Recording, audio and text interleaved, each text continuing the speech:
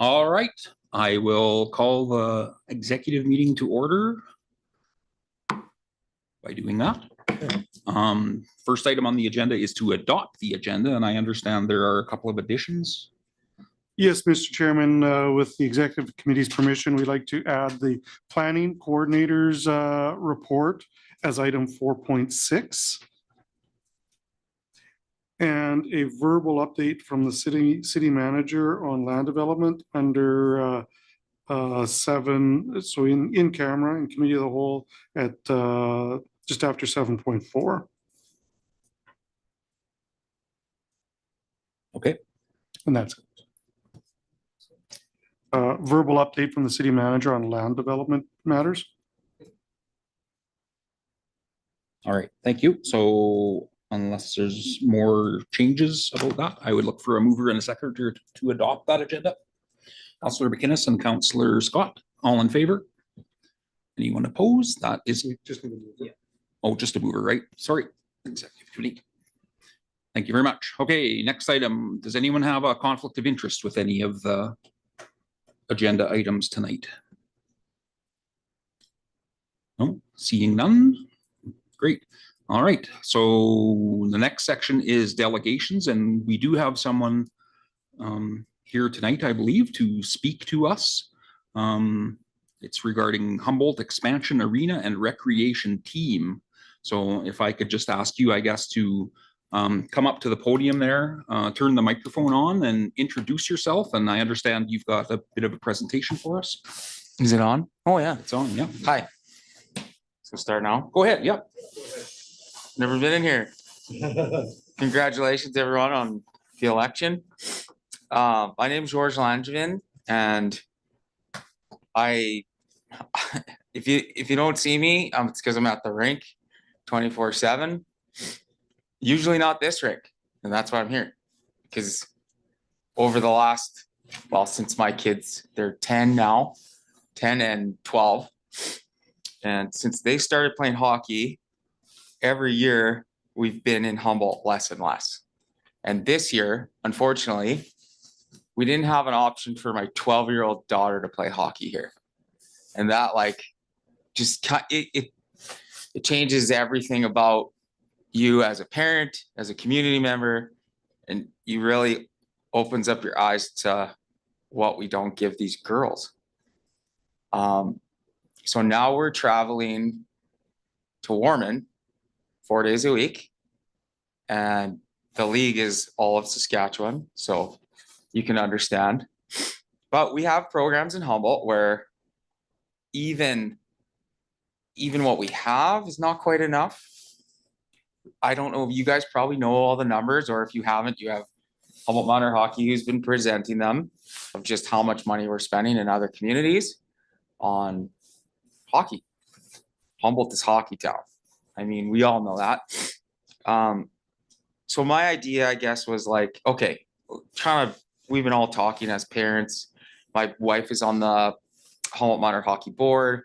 I was on the Humboldt Minor baseball board for a bit. I was part of that, the washroom facility thing for a while. So I kind of know, and I have kids in the sports. So I'm right deeply involved with kind of where things are at. And I know the rink is on the agenda like it has been for years. And we hear so many things of the whys and the why nots and the what could have been and the wins. I just think it's time to just let's get her here, where there's a lot of people like me, parents who are ready to step it up. I know it's not going to be for Nova. So, hopefully it's done before then. Hopefully we can have a girls program here before she's done in minor hockey. If she doesn't get that, that's just so sad. It's really, and I know there's a lot of factors that go into it. So I've sent in that, the documents about the female athletes. So I sent it to Mayor Rob Minch, just to kind of hey, would you guys support this? This is how many female athletes are in our area. This is how many girls right now are. So did you guys all get that? And just you've seen all the numbers, right? So those numbers I sent in prior, so you could kind of understand where I'm coming from. And yes, so for girls hockey and boys hockey, especially when you get into tiering, like this year, there's teams that have 90% out of town kids and 10% Humboldt kids. So you get people from kind of all over who come and use our facilities. So like a local person like me, it's like you look at it like, is that a good thing that more kids are coming here to use our rink? Or, and then we get less time as a local, but it's a good thing. These kids don't have a place to go either for that kind of hockey, and Humboldt's kind of that center.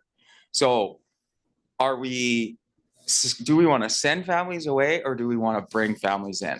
Like, it's kind of how I'm looking at it. So I know you guys are all about, I know that things are rolling with the rink stuff.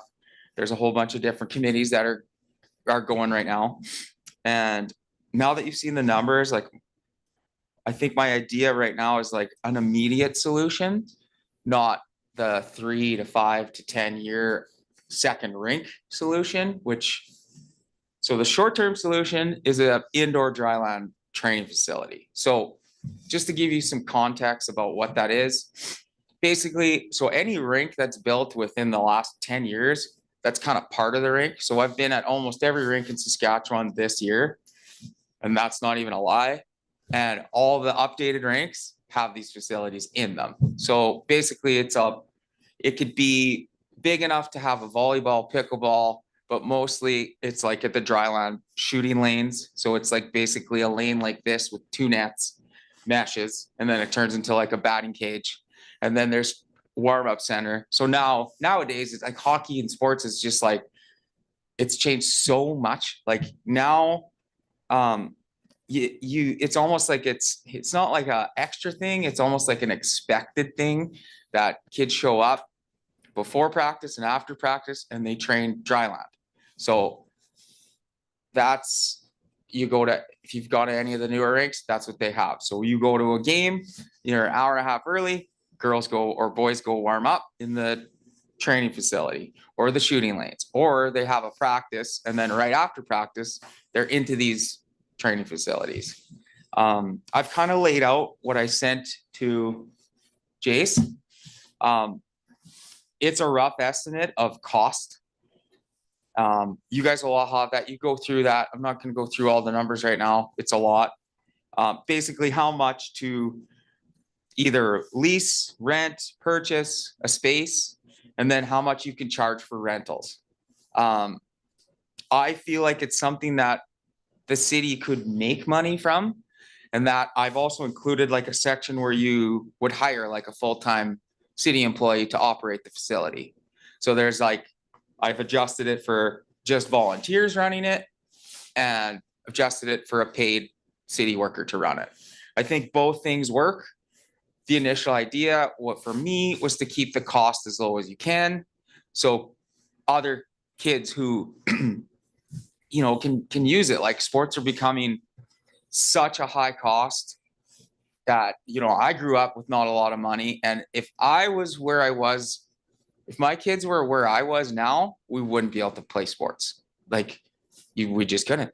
Like, the price of everything is just astronomical. So I'd love to keep the cost of this thing, subsidized through whatever. There's ways to do it.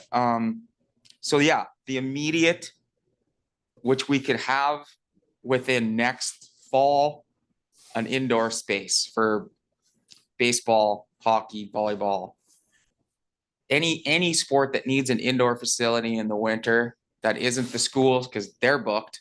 We try to do dryland training with some of our young teams, and you can barely get into the schools. We have U9 hockey kids, so that's 7 and 8 year olds driving to Aberdeen to rent their dryland shooting lanes like that. Aberdeen, I think we could. Anyways, that's just kind of giving you the idea of where things are at. And then also with ice time. So ice time in Humboldt is like, it's just like you're battling for ice. So minor hockey right now, they kind of have a schedule of like, so each group gets this much ice time.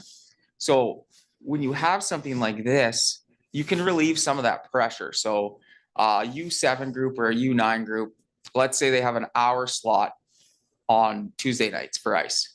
Well, we could squeeze that down to 45 minutes of ice, and then they get 45 minutes of the dry land. And that's just part of the schedule. Humboldt Modern Hockey fees, that gets paid. So those are little things that, you know, they do like games at the end where it's like tag or British Bulldog. Well, we squeeze those ice times down a little bit. And this is just to get through the next 5 to 10 years before we have a second rink. So having this immediate dry land facility also relieves some of the pressure from the city's ice rentals, because then they can offer it as like, they call in and say, I need ice this time. Unfortunately, we don't have ice, but we have a dry land facility, shooting lanes or batting cages or that kind of stuff. I think that's kind of it. That's kind of what I brought you, the numbers to show you how many athletes are in the area that are traveling elsewhere.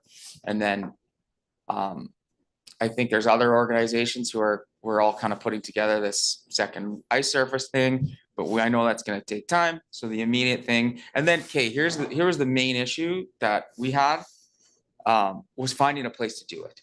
So I went around town and I asked like every business that was for sale, and I looked at every commercial place there was, and it's very challenging to find the right space. And the most ideal beneficial place to put it obviously is at the rink. It's where all the parents are, where all the athletes are already.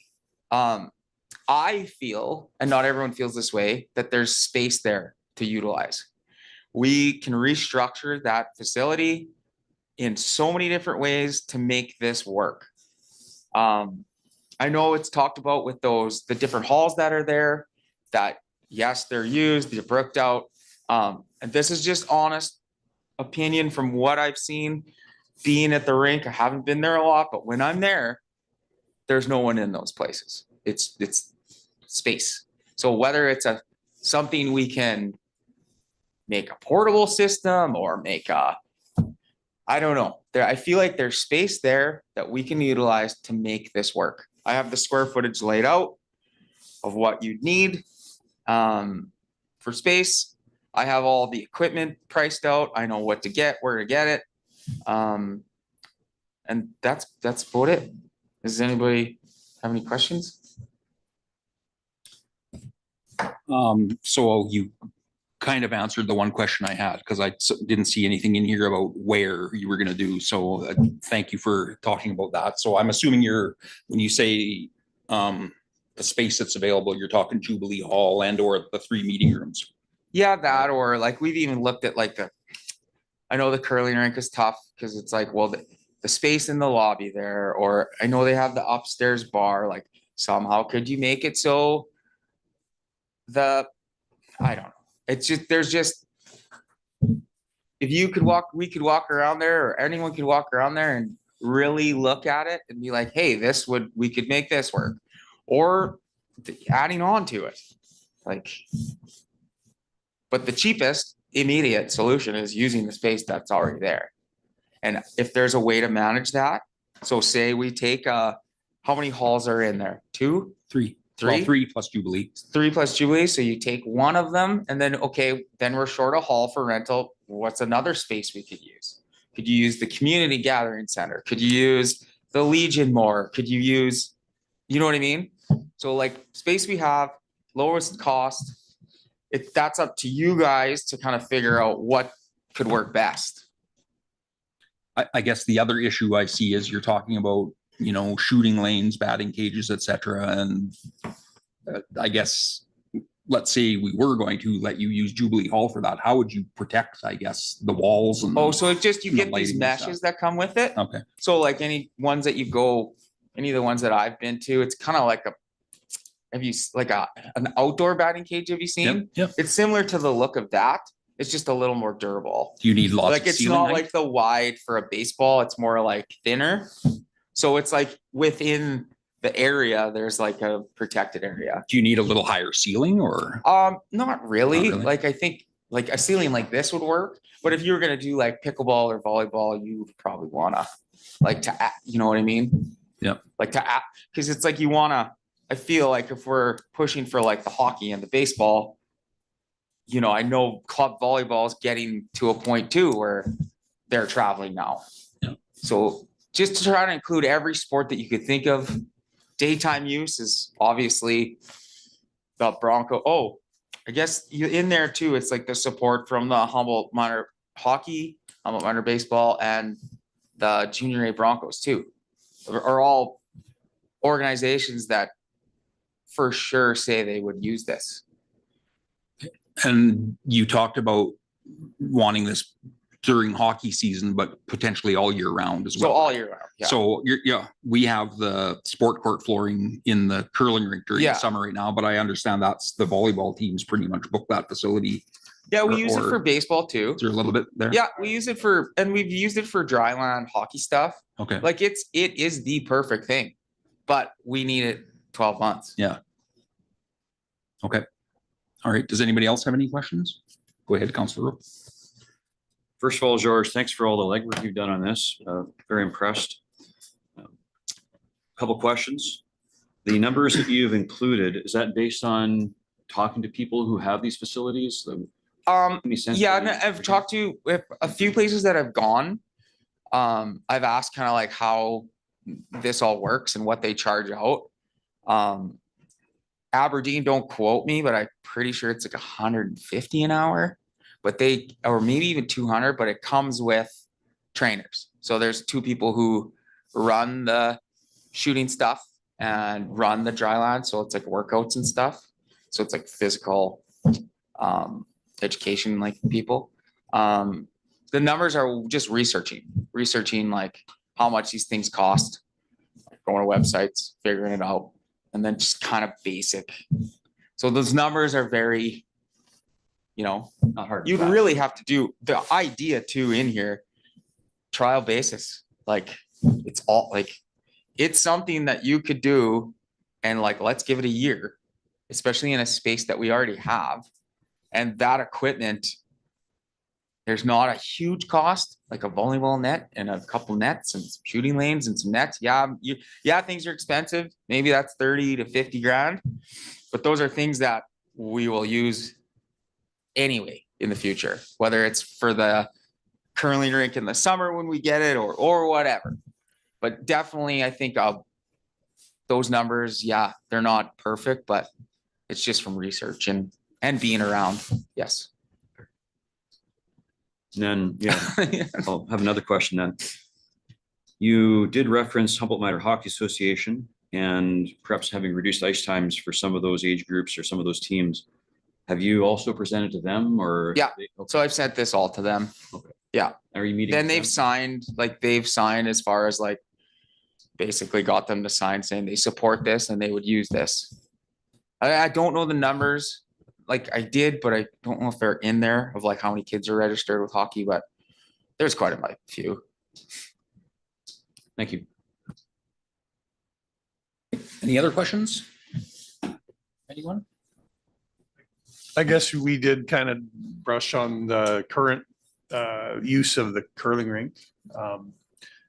I know there is a volleyball net there that they're using. There's that sport court flooring.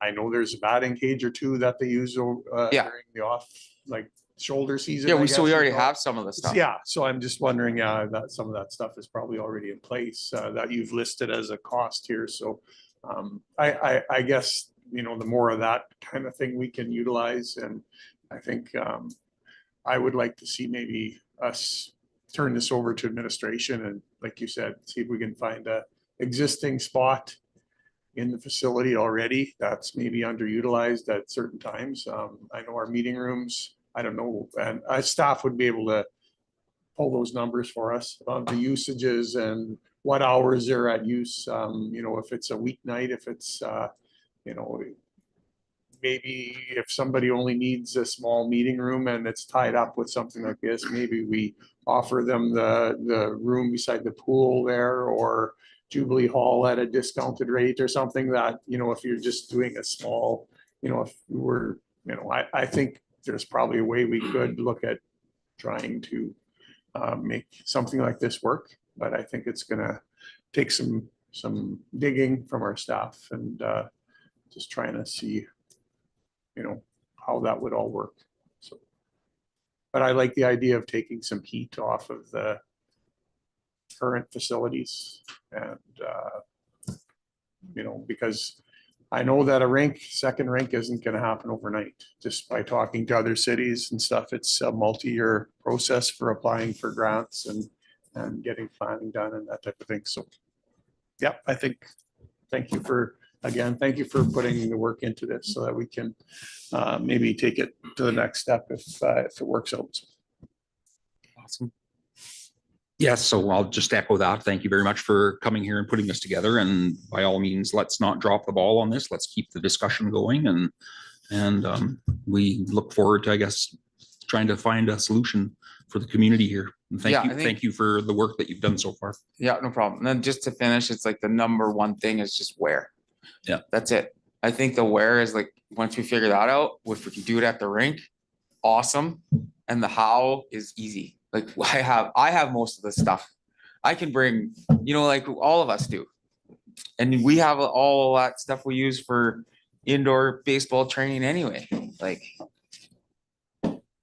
So I just have one question. So Okay. would one of the existing, as for a trial, would one of the existing gyms that are in the community, I can think of two of them, are those facilities big enough that perhaps could be rented on their downtimes? so like what gym, like as a school, you mean? No, can I name businesses? Yeah, sure. Oh, okay. Longhorn CrossFit is one I'm thinking of, and Lorraine Forster's Prairie Sky. Yeah. So I've gone into most of the facilities and kind of looked at how this would work. And for like someone like privately to venture into this, I've taken it to everybody. So I look at it like something like it's got to be more of a semi-permanent setup. Like to take down all that stuff. Like Mike, how much is it to constantly take down those meshes and those cages? Like, yeah, it can be done, but then once you get to that point, no one wants to do it. So you need it kind of set up, especially the flooring. Like the flooring is the biggest thing. The meshes are like, okay, we could do that, but yeah, it's got to be kind of more semi-permanent. Longhorn doesn't really have the space. They could, but that'd be maybe someone approaches them with, I don't know. Yeah, it's just space. And to have it at the rink is just, to me, it's just, you're going to get more rentals. You're going to get more like, anyway. Okay. Are we good? I think we're good. Thank you All very right. much for coming. Okay, thanks, guys. All right. So moving on to, sorry. Okay. Can I get a motion to accept that presentation, I guess? Councillor McInnes and Mayor Minch. Oh, I'll learn. Okay, all in favor? Anyone opposed? That is carried. Okay, thank you. Now we'll go on to reports of administration. The first one up is 4.1, Director of Protective Services. I'll turn it over to the fire chief. Thank you. Recommendation is that my report be accepted for information and filed. This report is for the month of December, but it also has some 2024 stats along with it. So we'll start off with the fire department responses. December was a fairly busy month. We had 4 in-city responses and 7 out of the city. And moving on to the emergency management operations, we finally signed our contract with Ray Unruh. We've had a meeting with the 20 communities that are on our memorandum of understanding, and we are moving forward with that contract with Ray. So this is very exciting. And moving forward, once I have the emergency plan updated, I will bring that back to council to give a little bit of a presentation on emergency management and what you guys are in for in case something goes sideways. Occupational health and safety, a little bit about December. There was a workplace violence report and a follow-up report. Work officer, OH&S officer site visit. The OH&S committee meeting was on December 11th. And then a little bit of an overview of 2024 of how many employees went through safety orientation, contractors, and just a number of different things and items that the safety coordinator was involved with in 2024. The RCMP report, again, The total incidents are up this month, 123 compared to last month of 112, but down a little bit from 2023, which had 137. Traffic charges were the same this month, 22 compared to last month at 22, and again down of 2023. There were also 9 false alarms this month, down from 10 last month and up from December of 2023. So there's also listed of some of the offenses that the RCMP were involved with in December of 2024. So you can kind of see where the trend is going. And right now I would say it's pretty much status quo. And talking to the staff sergeant, he agrees. The CSO's report again reflects a little bit of what happened in December as well as over the last all of 2024. So over the December, there was 11 calls for complaints. 1 vehicle was impounded for parking on the street without valid plates. He attended court for 2 days in December and addressed the following violations. There was 2 bylaw tickets issued and 4 vehicles buried in snow that were addressed. And generally what he does there is he gives a notification to the owner of the vehicle he gives them usually about 3 to 4 days to move them and doesn't ticket them right off the bat. In 2024, there was $3,953 worth of bylaw tickets issued as well, and down about $655 from 2023. The month of December also had approximately 8 traffic stops, resulting in 5 summary offense tickets.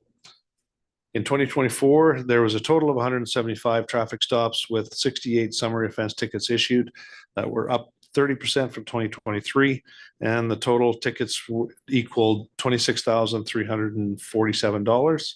So out of that, the city of Humboldt does collect fine revenue. It does work out to about 60% of the total amount of tickets, that depending on the formula.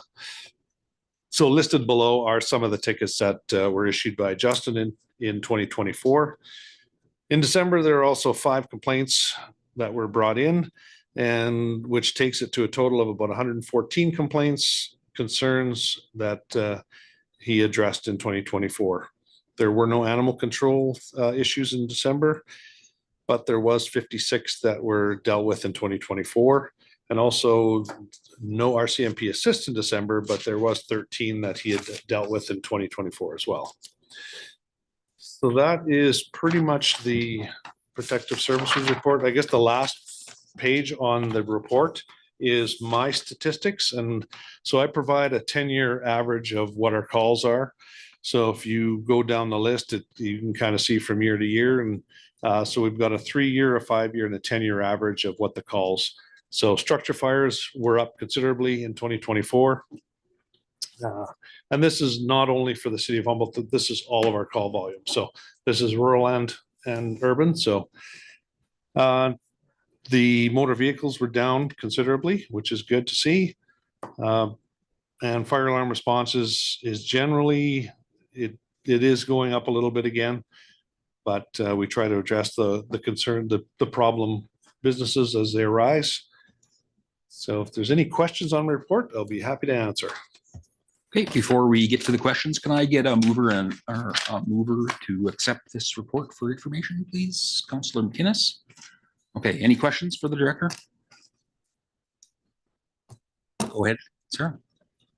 I'm just wondering, are there any of our, which neighboring communities didn't sign on to that emergency measures group? Are there any kind of immediate neighbors we're missing?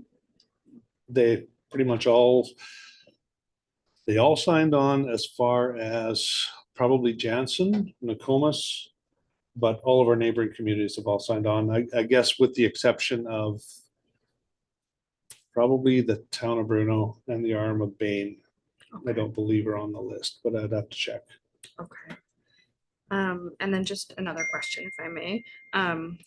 You had mentioned in your report that there's a number of large unpaid bylaw fines.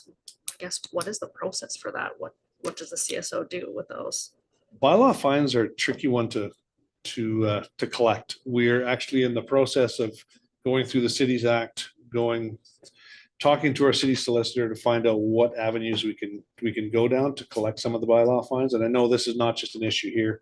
There's an issue in other cities as well, that bylaw tickets are harder to collect. That's why if we can write them as a summary offense ticket, they go to court and then the court collects, and we have the option of going to a collection agency as well. But again, we don't really have a defined process yet, but we are looking at that this year, trying to figure out the best way to start collecting. Okay, thank you. Okay, any other questions, Mayor Minch?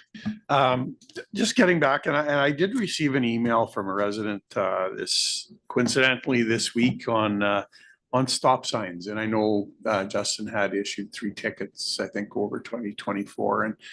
And you see this time to time again, sometimes on social media, sometimes talking to people about people doing the rolling stops, not stopping at stop signs. And stop signs are in Humboldt, they're just an indication. They're like a yield sign. So you often hear that from people. So I'm just wondering if we couldn't do a bit of I don't know, kind of like they do at Christmas time, and we've done it in spring and fall, or when the school gets going, and just a bit of a media blitz and a bit of a maybe go out and sit and try to, like, I probably could give 3 stop signs tickets in one day if you really try it. I'm thinking, if you parked in the right spot.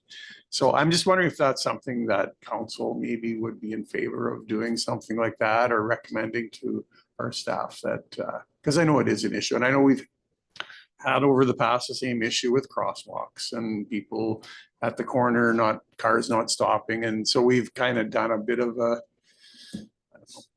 try to get the point across to people. And sometimes when you give them a ticket, that gets the point across, and they'll tell their friends, and hopefully the media gets onto it. That type of thing. So That is something that me and Justin have talked about, is the stop signs, because I see it in front of the fire hall all the time. They come through on 7th Avenue and then they drive straight through. So yes, we're looking at addressing a number of different issues that we've been seeing.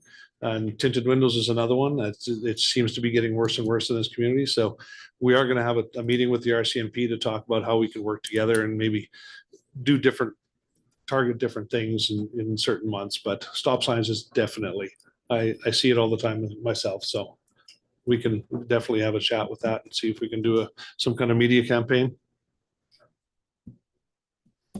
Okay, any other questions?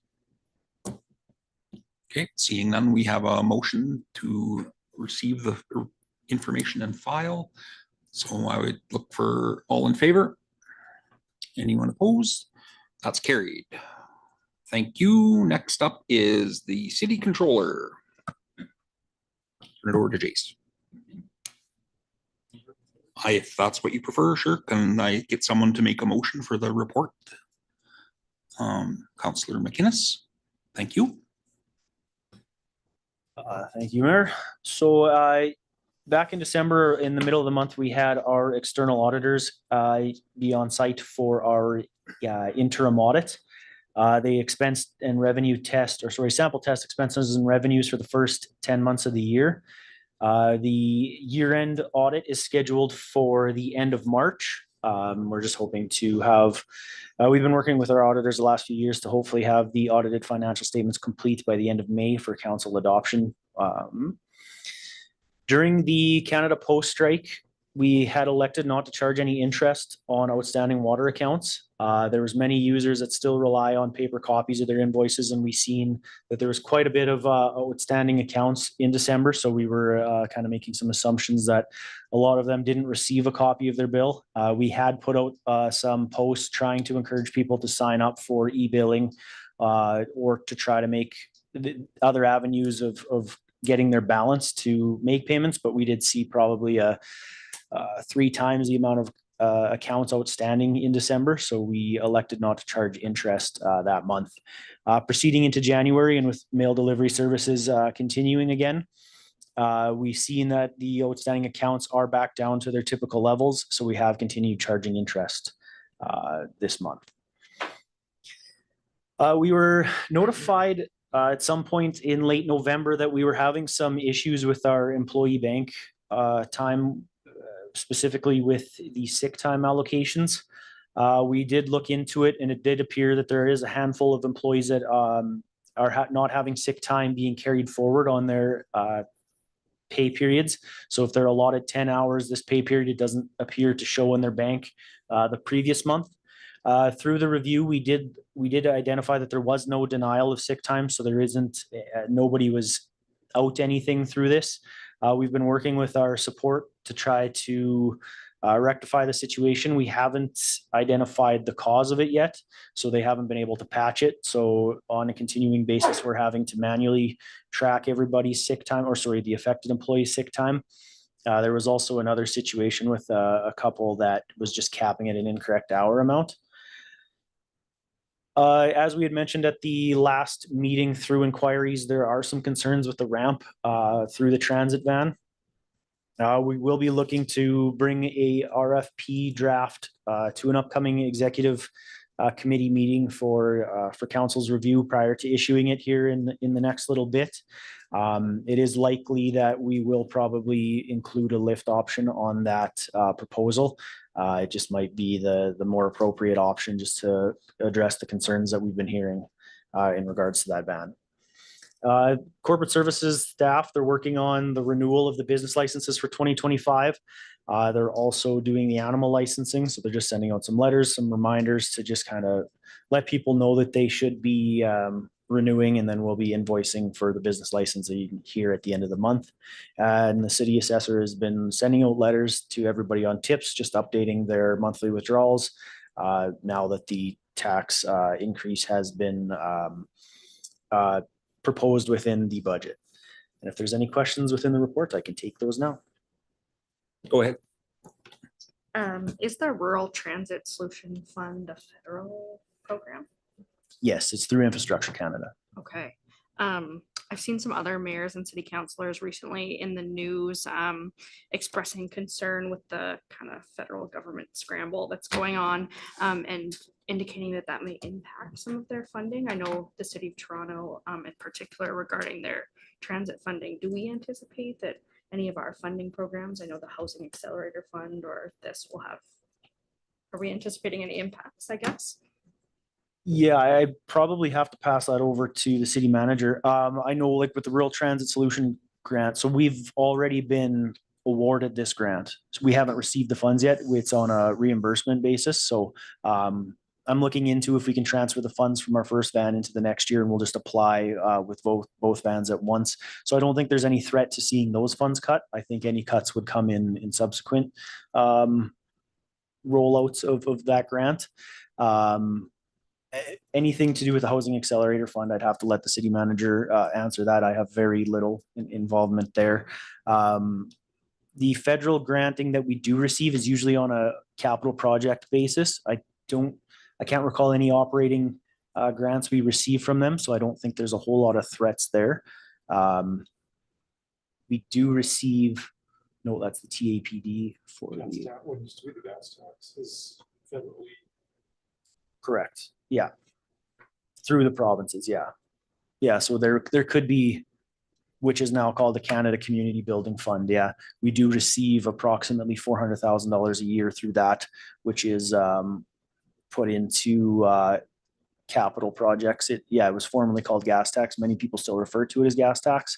So it might get called that in passing, but it is the Canada Community Building Fund.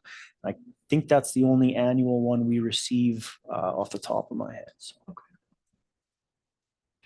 Okay. Yeah, Mr. Chairman, I think Mr. Porton kind of addressed it with the RTSF one. It's a signed contract. We already kind of undertook a contract with the federal government, or CMHC actually, on, it was the federal government administered by CMHC for our Housing Accelerator Fund. So yes, even though the dollars are coming over 4 years, the upfront funding was agreed to in a contract. So I'm a little less concerned that it might get cut off because it would be violating the terms of a contract. So I'm guessing we're pretty much okay there. But yeah, any larger municipalities that have annual funding through transit probably is a different situation. Okay, thank you. Go ahead. Councillor Scott? When we went into our budget process, as you'll recall, I expressed some concerns about there being no actual revenue or expenditure information on year to date, no actual comparisons for to budget, et cetera. And at that time, I was advised that the existing or that the previous council had confidence in the process that was being used because the actuals were being provided on a monthly basis. And now, unfortunately, I'm seeing in this report that, again, they're not being provided. And the reason given was because of an absence of the Director of Corporate Services. So I guess my question is that information not available because we don't have the capacity to produce it, or what explanation is there for not having that information? Because I'm presuming that there would have been all of this information marshaled, at least for the purposes of the interim audit, and why we wouldn't be getting any sort of year-to-date actuals, income and expenditure information. So it is typical, there is monthly budget to actuals that do accompany my report. So that's why it is mentioned within the report in the background. If you'll recall, we don't do them for December, and we don't do them for January. We don't do them for December as there's been many year-end transfers that aren't done. So any inventory adjustments, there's still a handful of outstanding invoices, any proceeds on sales of equipment or land or stuff like that. So there's a lot of things that would be proposed in the budget that would have the 12-month annual allotment of the budget presented, but there'd be a lot of revenue and expenses that wouldn't be recognized yet just because of the timing of the accounting aspect of them. So typically we don't bring a report to January executive on the budget to actual. Those will come through the financial statements to represent those costs. And then in January, we typically don't do one for the February just because it's 1 month and there's been very minimal activity and it's pretty volatile and there's a lot of outages right off the bat. It kind of takes 2 months to get kind of the system going. Just to clarify on in the absence of the director's statement. So that's typically, I don't give any of the corporate services updates in mind. My report is typically just the budget to actual, but in her absence, I'm also providing the update on what's going on within corporate services.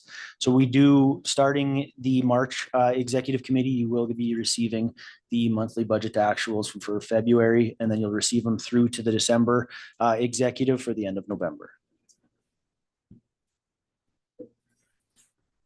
Okay, thank you. Any other questions for the director? Seeing none, so we have a motion on the floor to accept the report. All in favor? That motion is carried. Thank you. Next up, we have Director of Cultural Services. So I will look for a motion to accept that report. Councillor Cordy, thank you. Turn it over to the director. Thank you very much. So this report is before you for information and to be filed. So just some information over at the museum, and I think the biggest thing we have on right now in these very cold days is we have an exhibit from the Canada Aviation and Space Museum in conjunction with the embassy in Mexico. It's called On the Trail of the Monarch Butterfly, and it's a traveling show through the Department of Canadian Heritage Funding. So it actually has footage of a flight from Montreal into the mountains of Mexico. And so we've been seeing some really good engagement on that so far. And I've just provided you with information about programming and really the great community support for the visits with Santa and all the collections work and volunteer work that's been going on at the museum for the last little while. And then turning over to the gallery, obviously the biggest thing is a big thank you to our community. I mean, running the Festival of Wreaths, or that's the old name, the Friends Festival Auction, for the 25th year, and just to have that sustained community support and even continue to build has been fantastic. The creativity, the people who donate, so really thankful for that, and just going to meet with the friends to talk about all that funding goes right back into funding arts and cultural heritage programs for the community. So just wanted to give a big shout out to the community for that. And then over at the gallery, we have something called Vicissitude, which is, the word actually means change, only in a negative connotation. And artist Monique Martin out of Saskatoon, with the help of volunteers over 2 days, has installed about 6,000 silk screened butterflies that are on the ceiling of the gallery. It's an incredible installation. She also has a full floor cloth and a really good juxtaposition of understanding more of that historic and scientific stuff at the museum, and then seeing what artists do and how to interpret that. And so part of the Friends funding is going to provide some funding for rentals. We just want to get as many people in that space as possible. It's really good for everybody's mental well-being to be in a space that's, we're encouraging people to lay on the floor and just have a look up at these beautiful butterflies. So really excited to offer that for our community. We're also working with the Purple Door outreach over at the gallery and calling it a purple window, and really trying to provide programming to those underserved communities and making sure they all feel welcome in our municipal spaces. And then just some information on what has been going on at the gallery. Over at the water tower, the committee met this month actually to review their 24 operations and has some new and exciting plans for 2025, which we'll be sharing with everybody shortly. Original Humboldt is also working on another art installation about Treaty 6. And so that is in development right now. And the Public Art Committee has just met. We'll be providing more information shortly, but they have met to adjudicate the new large sculpture that they are working on, which will be installed in 2025. So we're just getting all that information out to our sponsors and to the artists, and then we'll provide more information to the community there.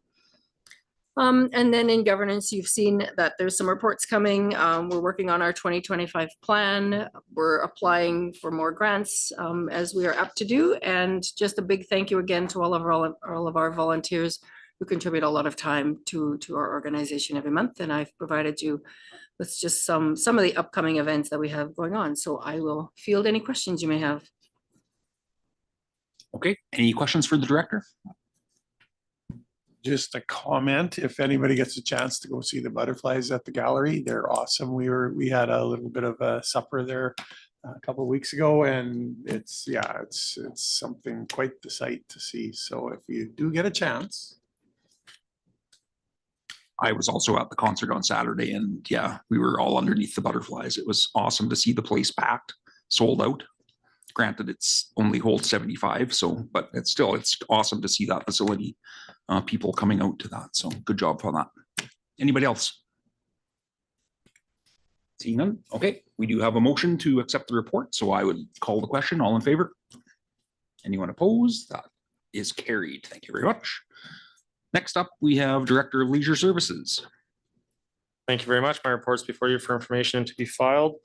It's been a while since our last executive committee in November, so I've got a kind of a swath of things that we've done since then. Municipal election was held on November 14th, as you're all aware. Just a little bit of information there on how many voters we had, and roughly 48% of those were cast in advance polling. So that's something to keep in mind for future years as that becomes more popular. And just that we had hired 15 workers to assist with the election. And that the election costs were shared equally between the city and the Horizon School Division as we ran their election as well.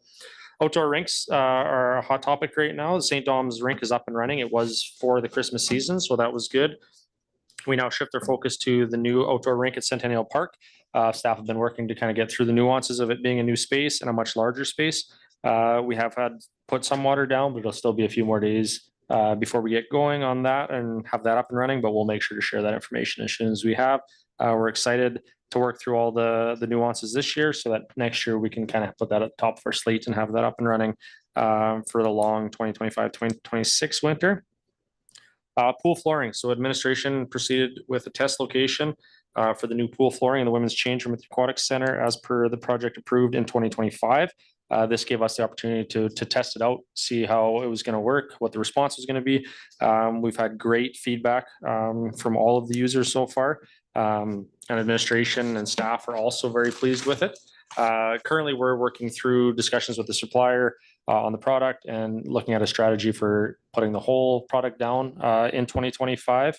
Well, I'm hoping to have a report coming to council meeting in 2 weeks to provide a little bit more details on that and to get authorization to move ahead. We are looking right now, we're looking at colors, we're looking at a few different things like that, just to make sure that we've got our ducks in a row before we come to council. So yeah, like I said, we've had great feedback from the exercise group, who's our most dominant group in that space. And they're very happy with it. So I am also very happy because and essentially that was the reason we did it, when we did it and where we did it, because we knew we would get significant feedback from a group that is always using the space. So on another note, that's not in my report, but tied to the aquatic center, our pool hot tub, we found out last week that our heat exchanger that we've been waiting on for months will be arriving in Humboldt the week of January 20th. So with that will be some reconfiguration of the piping and everything in the hot tub or in the mechanical space. This will hopefully be done sometime in February, earlier the better. But we're kind of dependent on the contractors to get in and make sure everything gets done quickly there. Once it's all said and done, we'll have better controls on our temperature and our chemical controls in that hot tub and get that back to where it should be and where the residents expect it to be. The library solarium is pretty much wrapped up. We just have a little bit of flooring left to do with the main entrance. So that'll happen. It may happen in the next little while, but it may not happen until the spring. Similar to City Halls, when we redid the flooring there, their entrance has a little bit of a dropped spot, just the way the old design was, where a foot mat was. So that has to be removed, filled with concrete. So it'll all be weather dependent on when they can get in there and finish that portion. Otherwise, we're wrapped up over there. The robotic mower has been ordered. So we did get that ordered locally through a local supplier. And we actually got a really heavily discounted rate as they were trying to secure multiple purchasers so they could order a larger quantity of the mowers prior to December 31st. So we were able to get in on that, and we're hoping that we can have that in our hands before winter's done so that we can familiarize ourselves with the unit and be able to put it into effect right away in the spring. I'm not going to go into much more in my report. If there's any questions on those, I did want to point out that I did attend my first SPRA Board of Directors meeting back in December. For those that aren't aware, the SAS lotteries, so all the lotteries funding in the province, Saskatchewan has a unique relationship, different from any other province, where all of those proceeds go into sport, culture, and recreation. So they go into Saskatchewan Parks and Rec Association, SAS Culture, and Sask Sport. So I'll be sitting on that board and advocating the province to maybe even do more than just that. As fortunate as we are to have that in our province, there's a lot of gaps that need to be met, and that's at the provincial and federal level where we think there's more funding opportunities there to put into sports and recreation and culture. So I'm excited to be on that board, and it'll open up some opportunities and hopefully some insight from my perspective that'll help the community here. So. If there's any questions on my report or anything I missed, I'm happy to answer. Great, thank you. Can somebody make a motion, please, to accept the report? No, we're not going to vote. Oh, okay. Mayor Minch, okay, thank you. Okay, go ahead, Karen, if you have a question. Sorry, so in terms of the flooring at the pool, can't contain our excitement. We are so delighted. And it's just something as small as that flooring. The hot tub hasn't been an issue. The rust on the lockers. Well, we could just sand that off and we could just paint it and it would look so good. So just so positive. So thank you so very much. Excellent. So just a question on that then. Budget wise, does it look like it's going to be less work and less costly than what we thought, or is it going to be pretty much what we thought it would be? So basically it was in line with what we thought it would be. Since we did that initial one and in discussions with the supplier on making sure we were getting the data and everything I needed ready for my report with what was remaining, I went out and did some remeasurements of the pool deck myself and found that our previous building manager had significantly over calculated what the square footage was. So we should be significantly under budget. And I'll have more of those details prepared for the meeting in 2 weeks. Just making sure to shore up, cross my T's and dot my I's to make sure I'm not under exaggerating. But yeah, it's looking very favorable from that perspective. Yeah. Okay, good. Any other questions? Councillor McGinnis? In regards to the pool flooring, I went out to an aquasize class so I could see the flooring and chatted with some folks, and as Councillor Sermacheski expressed. Everyone's pretty excited. I did hear they had a couple of questions for me, and of course I know very little. Just in regard to cleaning of the flooring, because it does appear to be more porous. I know you had indicated that Yes. it isn't porous, but just, I guess, what is that process? Yeah, so I had to correct myself after that, after that comment. So yeah, so it is porous to a degree. So a lot of the water won't get trapped on the surface. It will kind of filter its way through and then down to the drains. And that's the way it's designed. Having had more discussions with, they put a very heavy coat on the bottom below the rubber surface. So on the existing floor, so anything that goes through the rubber flooring hits that and then goes to the drains. They're not concerned, but the only thing that we're going to have to adjust a little bit is some of our cleaning practices, because instead of being able to just wash everything off the top surface like we do now, some hair and some of that kind of stuff might get trapped in there. So we're just going to have to adjust how we spray down, how we vacuum, things like that. So it'll be a little bit of a learning curve for us, but nothing that we're concerned about. Okay, great. Thank you. You're welcome. Okay, any other questions? Mayor Mitch? New outdoor rink, any idea of what date that will be open, or are you still kind of? I won't venture an exact date yet. The first couple coats have gone down on it. Miles was out sick today, so adding one extra day delay. So I'm hoping within the next week or week and a half.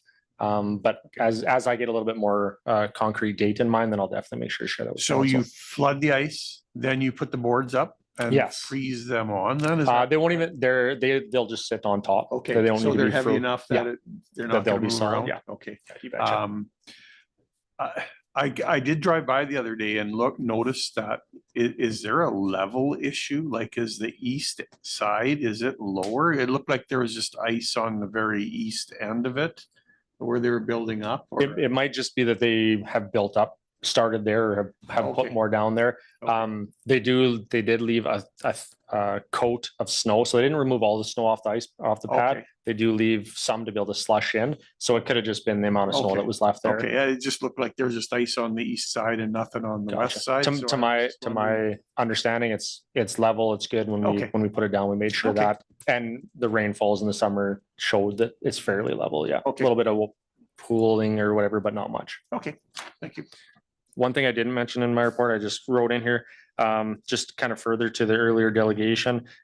We have internally already started looking at our facility usage. So once the 2024 year end stuff is kind of wrapped up, that's on the top of my administration's list to start going through how often our convention centers use. I'm also hoping to have a report fairly soon to council regarding the fitness room usage and just some ideas on how we think we can better utilize that space for recreation and fitness and things of that nature, but stop doing the same old just because that's how we've always done it, but try and figure out if there's some innovative ways to meet some of the current demand, especially as there are people willing to pay money to utilize facilities. We just got to figure out if there's ways we can adjust what we can offer to them. So hopefully in the next couple of months, we'll see some reports to that end. Okay, any other questions? Seeing none, all in favor? Anyone opposed? That is carried. Thanks. Our last report is Director of Public Works, so I will look for a mover to accept that report. Councillor Rowe, thank you. Turn it over to you, Peter. Thank you. Oh. So the recommendation is that this report be accepted for information and filed. In this particular report, because as Mike mentioned there, we haven't really seen or had executive meetings since November, since the election. So just covered off a few things that happened in November as well as December. I trust everybody's read it, so I probably don't have to repeat every item, I hope. But if you do have questions, please let me know. This is a fairly long report because there's a lot of key performance indicators that we added to this report. Specifically, let's get to it here. So for the new council, we have a monthly KPI, as we call them, key performance indicators, that is specifically for the water usage. And we're quite on top of that this year, more so than any other year, I would say. But other annual indicators are included in this report, such as work order tracking, call out frequency, annual water main breaks, water main break elimination progress, annual water purchases from Sask Water, annual Sask Water purchases versus consumption, monthly non-revenue water loss updates, and then just some information about the leak detection system and our annual regulatory compliance and training information. I guess before I even get into those, I should just mention, like right now for our department, we're focusing heavily on snow and ice when it comes to public works. As for the engineering side, we're focusing on getting the design done for the 2025 capital projects and anything to do with land development, things like that, assisting with the department. So a lot of our time is spent in those areas. So in case you're kind of wondering what we do in December, January, that's kind of where we focus our time. Okay, so key performance indicators. So out of work order system. So we have a work order system where we track most of our utility stuff. There was 1,151 work orders assigned to public works. 94 of them are completed, and 6% of them are issues that have to be either addressed in the following year or have to be addressed by somebody else that can't necessarily be addressed by our staff. So it just gives a bit of a snapshot of how we use the work orders, and I guess lets council and executive know that we are focusing in different areas and making sure that we are on top of a few different programs, mostly utility.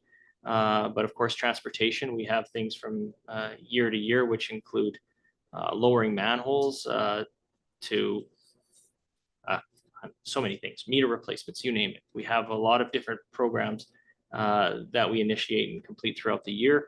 And this is how we track it. This is how we give a work order to a staff member, they go address it, and then we complete it and summarize it in the work order system. The next one is call outs per year. So we typically have about 70 to 80 per year. And this could be anything associated with lift station issues, water main breaks, signs down, you name it. This is after hours. So it gives a bit of a snapshot as to where we spend our time in that area. And it goes back to 2019 all the way to 2024. Annual water main breaks. So this particular chart goes back 15 years to 2010. And it highlights just how many water main breaks specifically we have per year. It doesn't include anything to do with like a leaking valve or a leaking hydrant or a leaking service to a residential property. These are strictly water mains.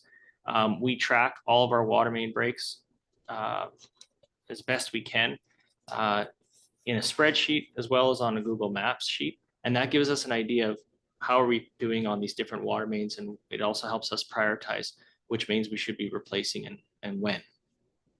The break history goes back to 1990. So it is a good snapshot of how we're doing. The water main break elimination progress. So this is a KPI of the last 34 years back from 1990. Up until 2024, there's been about 409, I'm going to say recorded breaks. We are aware that there's probably some that aren't recorded that have occurred. We find some every now and then and a little bit surprised to find them. But previous administration probably did their best to try to track it as much as they could. But 409 we have had since 1990. This is a bit of a snapshot just to show that we're getting on top of these breaks. So either by water main replacement or simply abandoning water mains, it gives executive committee council a snapshot as to where we are in that. As of the end of 2024, of those breaks, we've eliminated about 55% of them. In the future years, we'll eliminate another 7 in 2025, 3% in 2026, 2% in 2027, 2% in 2028, and then another 1% in 2029. And then we'll have about 30% remaining of the locations that have broke. Now, I would say that this is going to grow because that's the natural animal of water main breaks. So as this grows, we'll keep track of them, and this will give everybody a snapshot as to where we are. Because as noted in some previous meetings, we have a rating system for how and when we replace water mains, and that includes how many breaks, the pipe age, the pipe material, the road service condition, and the priority of roadway. So if it's a residential roadway versus like a highway, those kind of things we differentiate. And then that's how we select which and when pipes to replace. So there is a bit of a spreadsheet that we have in the background that we use. The next one is annual Sask water purchases. So this goes back 24 years when the city first signed on to the Sask water pipeline in 2001. So we pump water, or we receive water from the Sask water pipeline in Waka. It's about 90 kilometers away. They pull it out of the South Saskatchewan River. This shows how much we buy annually. And one neat observation is that when we started in 2001, we had about a population of 5161 people. They used more water then than we do now. And there's some reasons for that. Some of it has to do with fixtures such as more efficient toilets, shower heads, taps, and so on and so forth. But also there's reduced consumption because there's less irrigation, I think, than there was in the past. And that has to do with water rates as well. But that helps us in a few different ways. When we reduce consumption, it also lessens the reservoir sizing that we need to do at the water plant. It also reduces the pumping that we have to do at lift stations, and ultimately how much treatment we have to do at the wastewater treatment facility. So having fairly tight numbers is good in that respect. The next KPI is the annual Sask water purchases versus consumption. So this is how much we buy from Sask water and how much water do we sell through all the water meters. The difference is our non-revenue water loss, how much we lost in between that. So as an example, last year we purchased about just under 560,000 cubic meters, and we sold about 460,000 cubic meters of water through meters. Again, this helps us focus on where we need to. When it comes to water loss, we want to try to keep that as tight as possible. Specifically, the more we save in water, the more we can put back into the systems. So it's quite important that we find these breaks and put it back into those systems, renew pipes, renew roadways, you name it. It also gives a bit of a snapshot as to what we're expecting for 2025. Okay, so the non-revenue water loss update, this is the report that you'll see monthly, and we do go month by month. So next month, you'll see January's progress and so on and so forth. You'll always see the month that is just passed. It'll have the previous year in a lighter color in the back of this graph, and it'll have the current year as the most prominent there. This particular chart is a summary of 2024, and we were higher with water losses than we wanted to be for our budget process. However, you'll notice that in August, September, that difference, that space between the consumption and the purchases really narrowed down. And that was an excellent sign. That really brought the losses down significantly. And that was because we found a few odd leaks that never did surface. They all went into the sewer systems. So I'll get into that a bit more here, but our goal is to keep those lines as tight as possible so we don't lose as much water and we have more funds to keep inside the utility for water main replacements and so on and so forth. The leak detection system. So this is just for information more so. The chart in front there is actually a screenshot of what we have in our program. It's called Poseidon. What we have is these little sensors, these little blue sensors on top of water valves throughout the network. And they listen between 4 a.m. or 2 and 4 a.m. every night. And then it sends by cellular a file up to the system, and then we can review it and see where there's leaks, how we're doing, if there's any alarms going off. Most recently, on 10th Street and on 2nd Avenue. Both were non-surfacing leaks. Like this is within the last couple weeks. Both were non-surfacing leaks, and we wouldn't have really had a clue they were there unless we had these alarms. The alarms went off.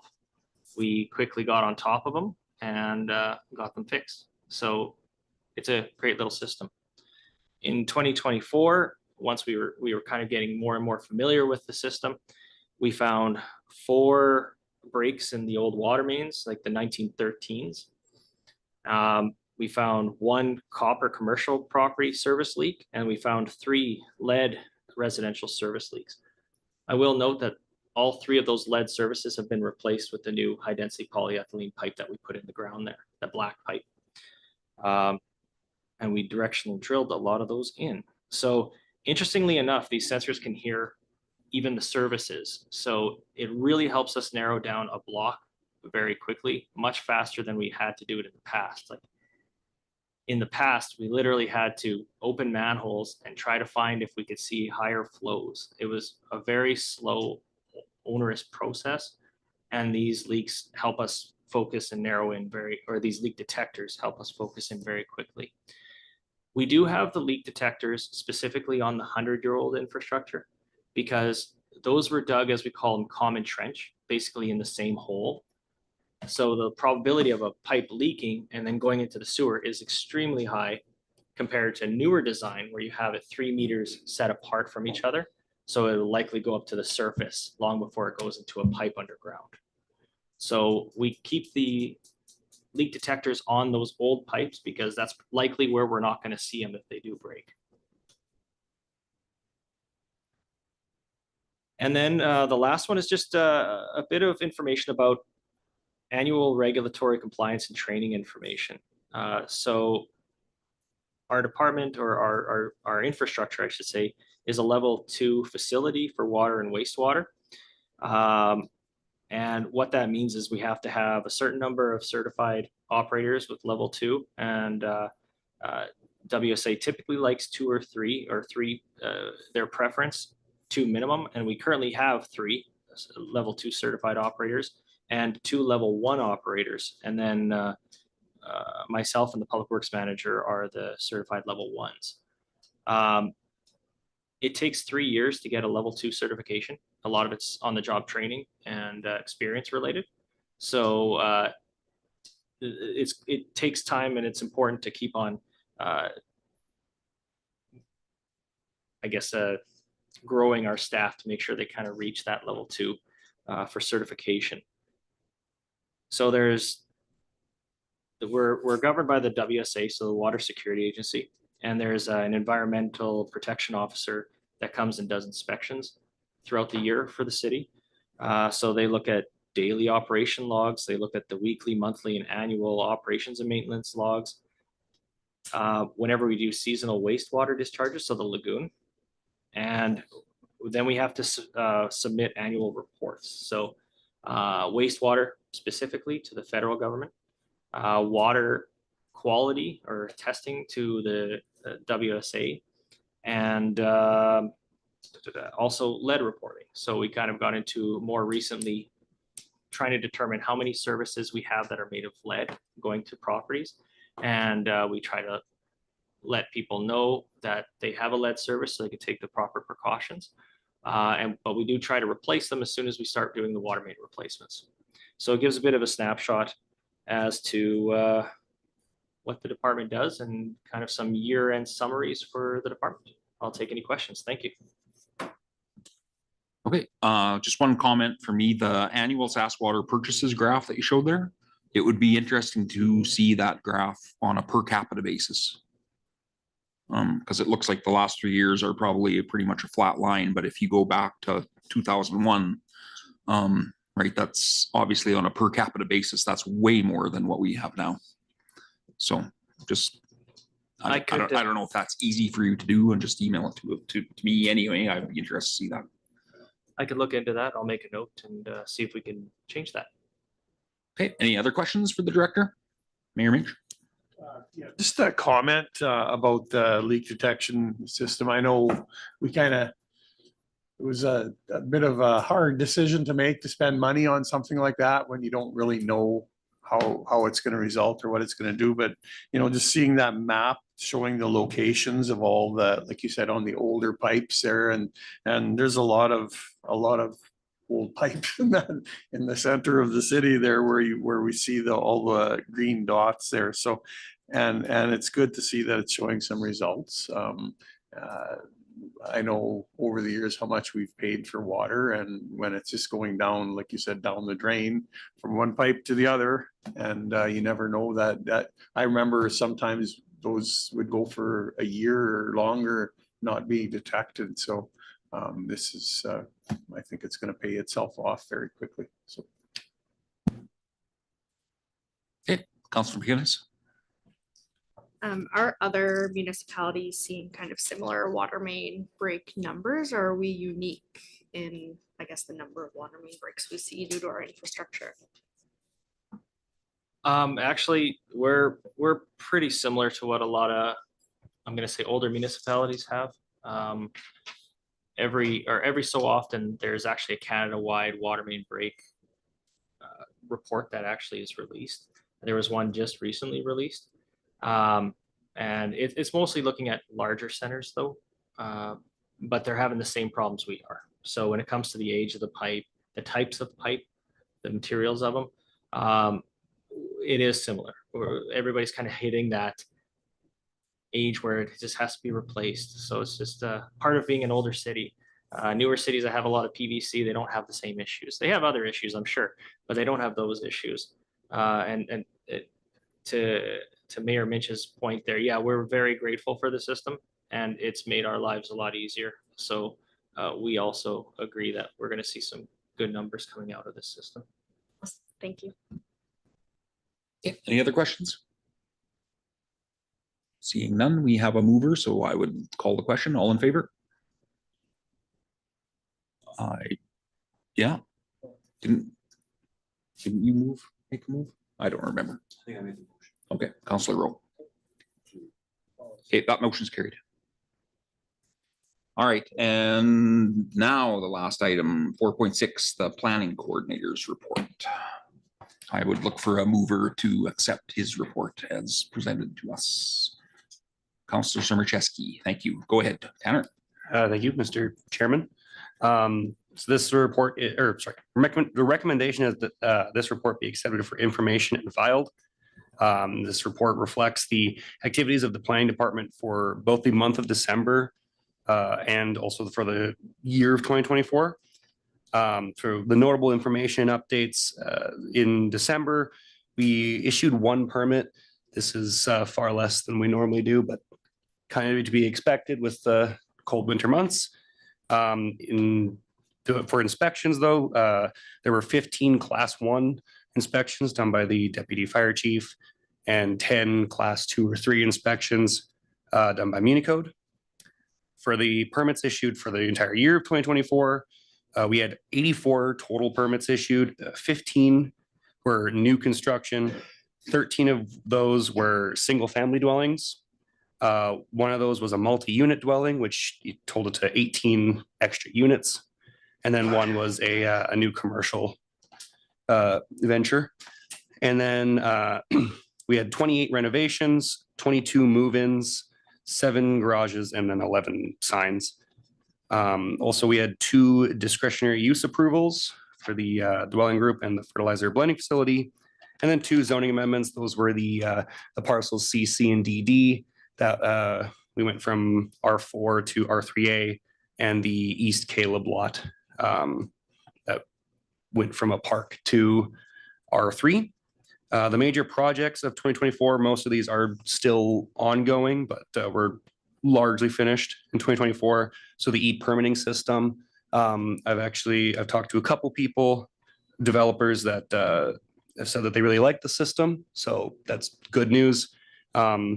We immediately don't have as much in it that we could. I think we could continue working on that, but for what we intended it for, it's really easy for people to apply for their permits and track everything.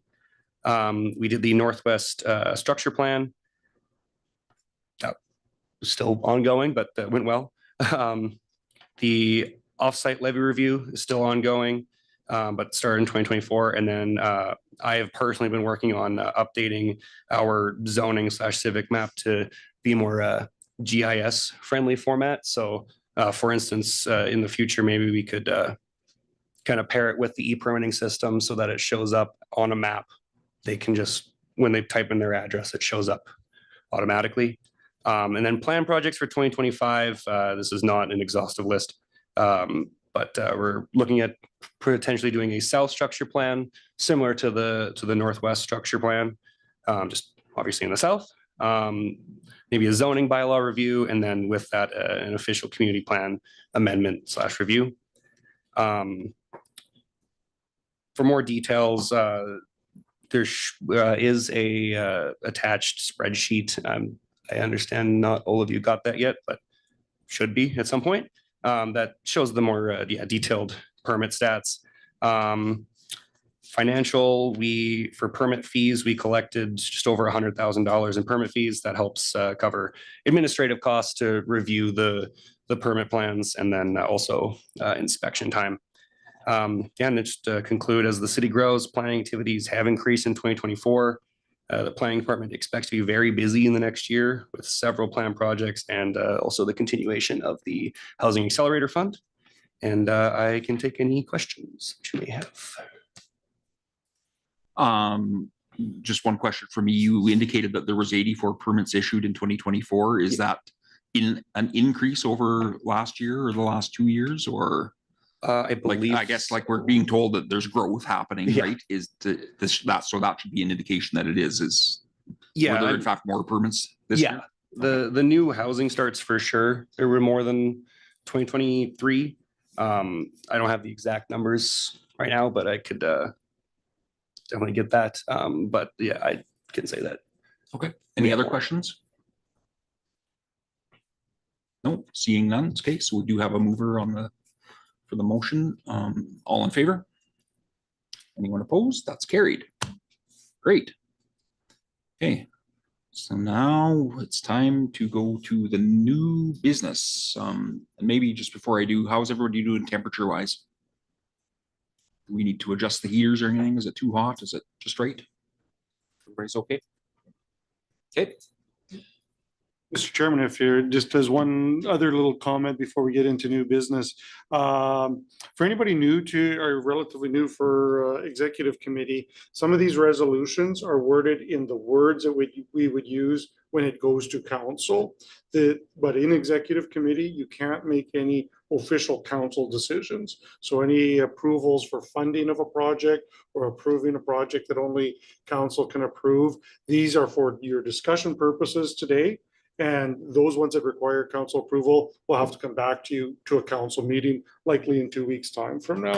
Just so you know that this is all for discussion, looking for support or referring it back to administration. But we get administration to word these reports almost in the language of the report that's going to go to council. In some instances, you'll see refer this matter to council for approval. That's typically not what we'd like to see, but sometimes it works its way in there. Typically, it would be that the city approve this project or this spending. You aren't approving it today. You can only give direction to administration at executive committee. You can't approve spending at executive committee. So I felt I should say that just because I see some of our recommendations are worded just like council. Okay, yeah, fair enough. Okay, so item 5.1 is a recommendation from the city controller on council procedures. And the recommendation is the report is just that it be received for information and filed. So I would look for somebody to make a motion to that effect. Councillor Cordy, thank you very much. I'll turn it over to Jace. Thank you, Chairman. I'd like to start off my report. I realized that I got into a little bit of a year timing error. That should say at the December 2024 special council meeting. Council passed the resolution that administration review the council procedures bylaw to include a land acknowledgement at the beginning of each council meeting. Accompanied to the report is a copy of the draft of the council procedures bylaw that would include a land acknowledgement that would come after the chair of the meeting had called to order. There isn't any specific script within there, just to leave it a little bit broad, just so nobody had to read it in a specific way because it was stated like as such in the bylaw. So in the report, it is mentioned what the executive committee passed in November of 2021. That could be used as a good guide to be said by the chair. But there is also the freedom to expand on it if anybody did see fit. By bringing this to executive committee, we also just kind of opens it if anybody else has noticed anything within the council procedures bylaw that they would like us to review as well before it proceeds to council. And if there's any questions on that, I can take those as well. Okay, thank you, Jace. So I guess my question is to the Director of Cultural Services, because I know you've been using the land acknowledgement. Is the wording here what you've been using at your committee, or has it been modified at all since that resolution was made? So the wording that is in the report is kind of what council approved at that time. However, because our board and members of my staff have taken classes on how to personalize your land acknowledgement, council does have the option, of course, to proceed in that way as well, and it does give you a little flexibility. I would suggest that, you may want to consider some educational opportunities to kind of better understand, if you're not comfortable with using a land acknowledgement that you have personally kind of scripted. We can do some training around that if you'd like, because the museum board does, because the staff and the board did take that training, they do adjust the land acknowledgement at the board meetings, and the staff do adjust it as well. Okay, so having said that, then is administration comfortable with if we approve what's in this report essentially now, but decide 2, 3, 4 months in that we want to tweak this? Does that require another change to the bylaw? Like, does the bylaw have to specifically have the wording in there, or just that we're going to do a land acknowledgement and we're free to change that as we go? Yeah, so that's one of the reasons why we are not stating. So in the draft bylaw, I believe it's number 21, the order of 17, sorry, 17, the order of business. It'll just state number 2 will now just be land acknowledgement, during which the chair of the meeting shall acknowledge the gathering on Treaty 6 territory. That way it gives a bit more freedom as they do. That's the only specific requirements that the bylaw calls for, is that they acknowledge the gathering on Treaty 6 territory. However they want to do that and go about that, as the Director of Cultural Services stated, there is resources to learn more on how to give one. If not, this report just lays the motion that was passed. I'm sure Jennifer could also work if anybody was wanting to change that. But yeah, if you were wanting to change that in a month or 2, you can do that without any council resolutions. Okay, good. Thank you for the clarification. Okay, any questions on that report? I did mention this, and in reading the full bylaw, there's some, I guess, some terminology in there like faxing reports out to council and that type of thing. Do we need to update some of that stuff, or do we just go with it? I know it was, I think, last modified in 2021 or? Yeah. So, I mean, it's not that old that we maybe need to update some of those things, but I don't know is there a need to maybe make recommendation on changing some of those things now, or do we just leave it as is and to review it in a year or 2 when it needs to be again? So go ahead. Yeah, Mr. Chairman, to the mayor's no indication that he noticed that it was talking about faxing things out. Jason and I gave it a very cursory review to see if we could pick up on any of those other timely things, like let's just update it a little bit. We obviously missed the one that you picked up on there. But no, this is a good opportunity where if you now see anything that could be updated as far as wording or just refinements, let us know. We'll take another dive into it. And then when it comes to council in 2 weeks, we can identify those items that we're adding or changing in the bylaw. When it comes to council, sorry, when it comes to council in 2 weeks, you would just be able to make those changes at that point or ahead of time, so that when it is presented, we could do it. Okay, sounds good. So Jennifer, would you be able to provide some idea in terms of the personalization of the land acknowledgement? Like, what would it involve? What would it entail? Well, I think, I mean, we could certainly bring out somebody from and do a Zoom call through, I mean, Annie Batiste is the person that I have brought to Humboldt virtually many times to do land acknowledgement personalization. You kind of ground yourself in how you come to the table first. And so that can be different for every person. And then it's really also kind of a how you take that role and how you see that moving forward and how you see that personally or professionally to do. So it can be very, it's a really good learning opportunity to understand why. And it really kind of adapts the land acknowledgement from becoming more of that thing you tick off at the beginning of the meeting to kind of a more of a personal connection to that. But so Eddie can, or somebody like that can work us through that. She does kind of these workshops within an hour, and you can kind of think about how you would like to do it. And then she can actually work through that with you and help you figure that out for yourself personally, if you'd like. So, I mean, if council is interested in that, I can certainly look into that. Is that something that as a council, we would like to have offered to us? Well, if I can just kind of get everybody back on track here, what we're discussing here right now is whether we should have a land acknowledgement at our meetings at all. And correct me if I'm wrong, but I think there's support amongst everyone here that we do this. So at this point, that's all we're being asked is to make it happen. The land acknowledgement itself, from what I'm hearing, is it's not, something that you just burn onto a piece of paper and read it. It's something that, everyone needs to take responsibility for, understanding what they're saying, right? And making sure that they're comfortable with what they're saying and making it their own. So, I mean, the reason it's not in the bylaw, the exact wording, is because anybody who's going to be asked to chair a meeting and say this needs to mean it, I guess, right? And they're free to, change it as they see fit, everyone. So each one of us could have a different land acknowledgement when we chair a meeting. But at this meeting, all we're saying is we're adding it to the bylaw. Is everybody okay with doing that? And then we'll figure it out as we go. If that's okay. Okay, does that make sense? Okay, any other comments or questions? Does anybody notice anything other than this land acknowledgement that they found out? If not, I guess our homework over the next few days here is to kind of have a scan through it and see if we notice anything else about, like, we're gonna have a place to hitch our horses before the meeting or something. If anybody notices anything in there like that that needs to be corrected, let Jace know, I guess, before the next council meeting. Okay, so if there's no other questions or comments, then we have a motion to accept this report. I would look for all in favor.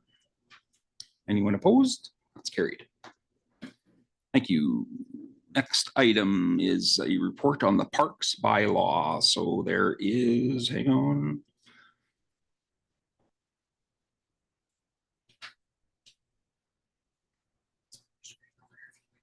Okay, so the recommendation is that the proposed parks and open spaces bylaw be brought to city council to replace the current parks hours bylaw. So, and again, we can't make that decision tonight, but it's a recommendation to council at the council meeting that if we so feel that we approve that's what we would be making the motion for today. So I would look for somebody to make that recommendation.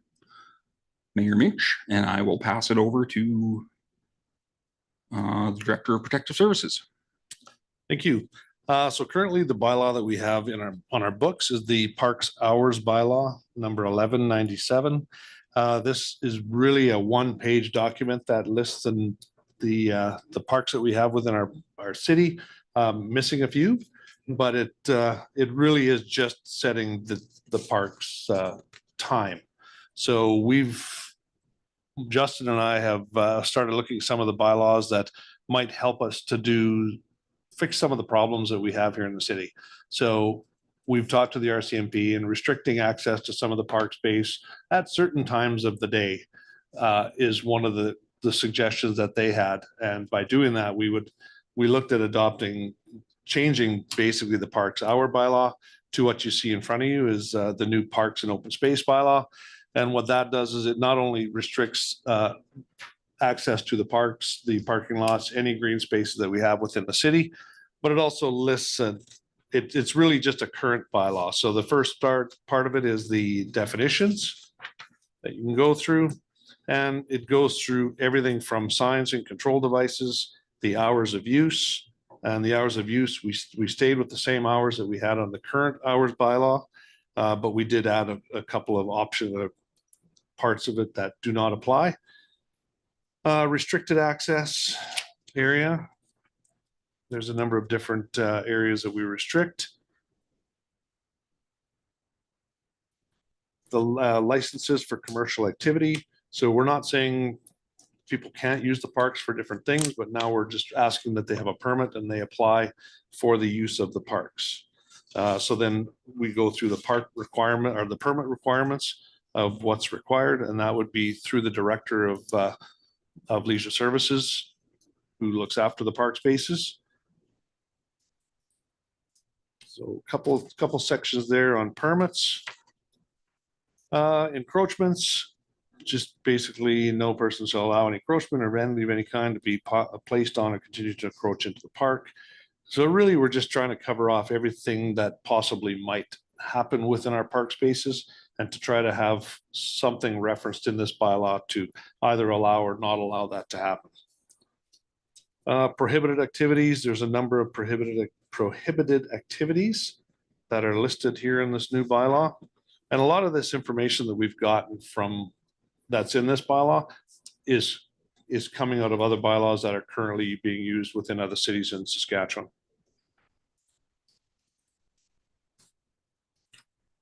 We reference bicycles and e-bikes, campground, the rules around the campground. And then at the end, we've updated the fines to first offense being $100, second offense being $250 that happens within the same calendar year. And then the third and any subsequent offenses would be a summary conviction fine, not exceeding $2,000 for an individual or $5,000 for a corporation. So it just gives us a little bit more authority to issue a fine if we had to encourage people to either move on or find a different place to reside at a certain time of the day. How to word that nicely. So at this point, I'll take any questions. Okay, any questions for the director? Go ahead. I'm wondering if $100 is enough, really. Is that enough of a deterrent? If that's what we're looking for? What was the That's a reason? good question. That's similar to a lot of the other bylaws that we have. So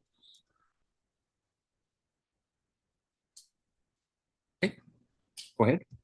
Yeah, Mr. Chairman, the Director of Protective Services, myself and others certainly struggled over that as well as the fines and summary offenses. Because again, a bylaw fine, are people going to start to disregard it? So should it be a summary conviction, which brings them to a court date and things like that? So we kind of landed on the first offense, second offense is fines, and third offense being summary conviction, just to kind of get the best of all worlds there and not be too punitive off the start, but again, leave some opportunities to have to bring people to court if they continue to disregard the rules. So I don't think there's a perfect answer or result, but that's kind of how the logic went in this fine hierarchy here. Okay, any other questions?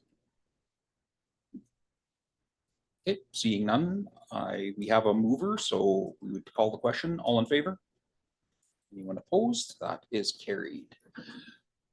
Okay, next up is a report from the Director of Cultural Services Collections. And so there's quite a lengthy recommendation here. I'll just read it. So I need somebody to make a motion that council approve the recommendation, and we're going to recommend that council approve the recommendation of the Humboldt District Museum and Gallery Board of Directors for the revisions to the Humboldt District Museum and Gallery policies as presented, including the collections management policy, accession policy, de-accession policy, conservation and care policy, loans policy, and dissolution policy, and that the research policy and the oral history policy be revised and combined as presented in the research and oral history policy. Who would like to make that recommendation? Councillor Rowe, thank you very much. I will pass it over to the director. Thank you very much, and thank you for reading that very long recommendation. So I won't go through in detail because I know you've had a chance to review them. I will just like to highlight a couple things. So these policies have been developed starting back in 1982, and kudos to that first group of volunteers. They decided that their museum should be professional from day one, and they actually wrote to the Royal Ontario Museum and said, can we borrow and have a look at your policies? And so a lot of those initial ones were adopted from the ROM, and so some need to update them now. So the Museum Association comes out with the standards for Saskatchewan museums on a regular basis, so we've updated it to that, and also to the Canadian Museum Association, and really the actions around UNDRIP and move to action. So my intent is not to go through them on a very specific way. However, I am happy to answer questions for you. What we've done in starting with that collections management policy is we've really removed a lot of the procedural stuff. We have a very robust collections manual on how to do things and the procedures. When you have a collection of 26,000 objects, you need to be pretty accurate. We tell our summer students, you cannot move an object from one shelf to another. We need to know where things are, and that's part of our public trust. So if you want to just jump right in, if you want to look at that collections management policy, I can field any questions you may have. As you see, we've removed a lot of procedural stuff, and we've added the inclusion of UNDRIP, the United Nations Declaration on the Rights of Indigenous Peoples, that will guide how we work with the Indigenous pieces, belongings that are in our collection. And we've also added, because since the last one was done, the last revision, we didn't have the inclusion of the collection relating to the Humboldt Broncos memorial donations, and so we've included that, and just so we understand that we're stewards of that collection right now, how we collected it, which is done separately, it's numbered separately. So when council does decide what they would like to do with that collection, you have the opportunity to do that because it is kind of held as a separate collection. And you do have over 12,000 pieces that are in that collection right now. So if you want to let me know if you have any questions about the collections management policy, otherwise I will move on. All right, so the accession policy, so this is how we bring things into the collection. Everything has to have a number. It has to be very well organized and have a number. So this is, once a formal gift agreement is signed, this is how things are cataloged and come into the collection. So some very small changes here, and I will again field any questions you may have. All right, and deaccession is how you take things out of the collection. So this happens not on a very regular basis. Unfortunately, some things we may find you have a plate that might break, and so you need to deaccession that. This is, I think, something we're going to be looking at a little more closely, as we have a very large collection, and in those early days, we didn't have as, I think, as tight parameters on what came into that collection. So we've removed some things around process. We've moved some things from the board doing it to the collections management committee, which is 3 members of the board.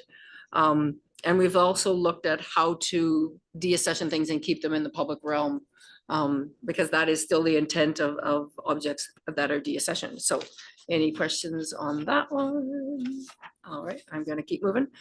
So conservation and care is really how we look after your collection. And we don't think of things that come into the museum and they're like, okay, we need to keep those for 10 years. Like, we honestly think of keeping things for 100 years. And we don't have a conservator, obviously, on staff. So we do what's called a preventative conservation thing. So we really look at what the material is, how it can be best stored. Does it need to be an acid-free tissue and acid-free boxes? And really, that is more of our approach to our collections.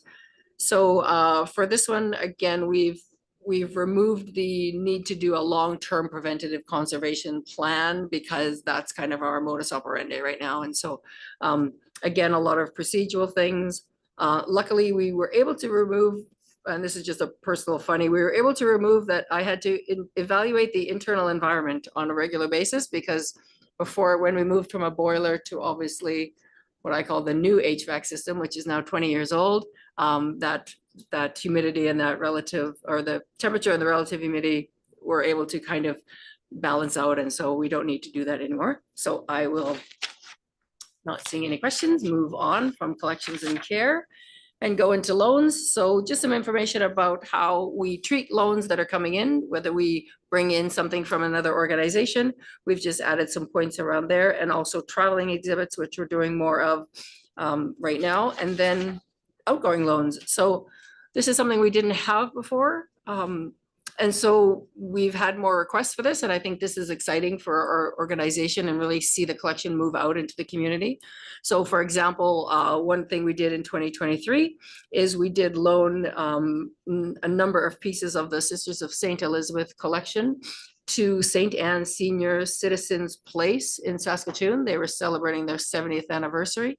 The Sisters of St. Elizabeth actually started that St. Anne's Place in Saskatoon, and they didn't have anything in their care home that really related to that history. And so we worked with them to develop the exhibit. We provided them with research, and we provided them with some pieces. And so it's good to see those pieces, you know, out into the community, because obviously we do not have the capacity to display those pieces all the time.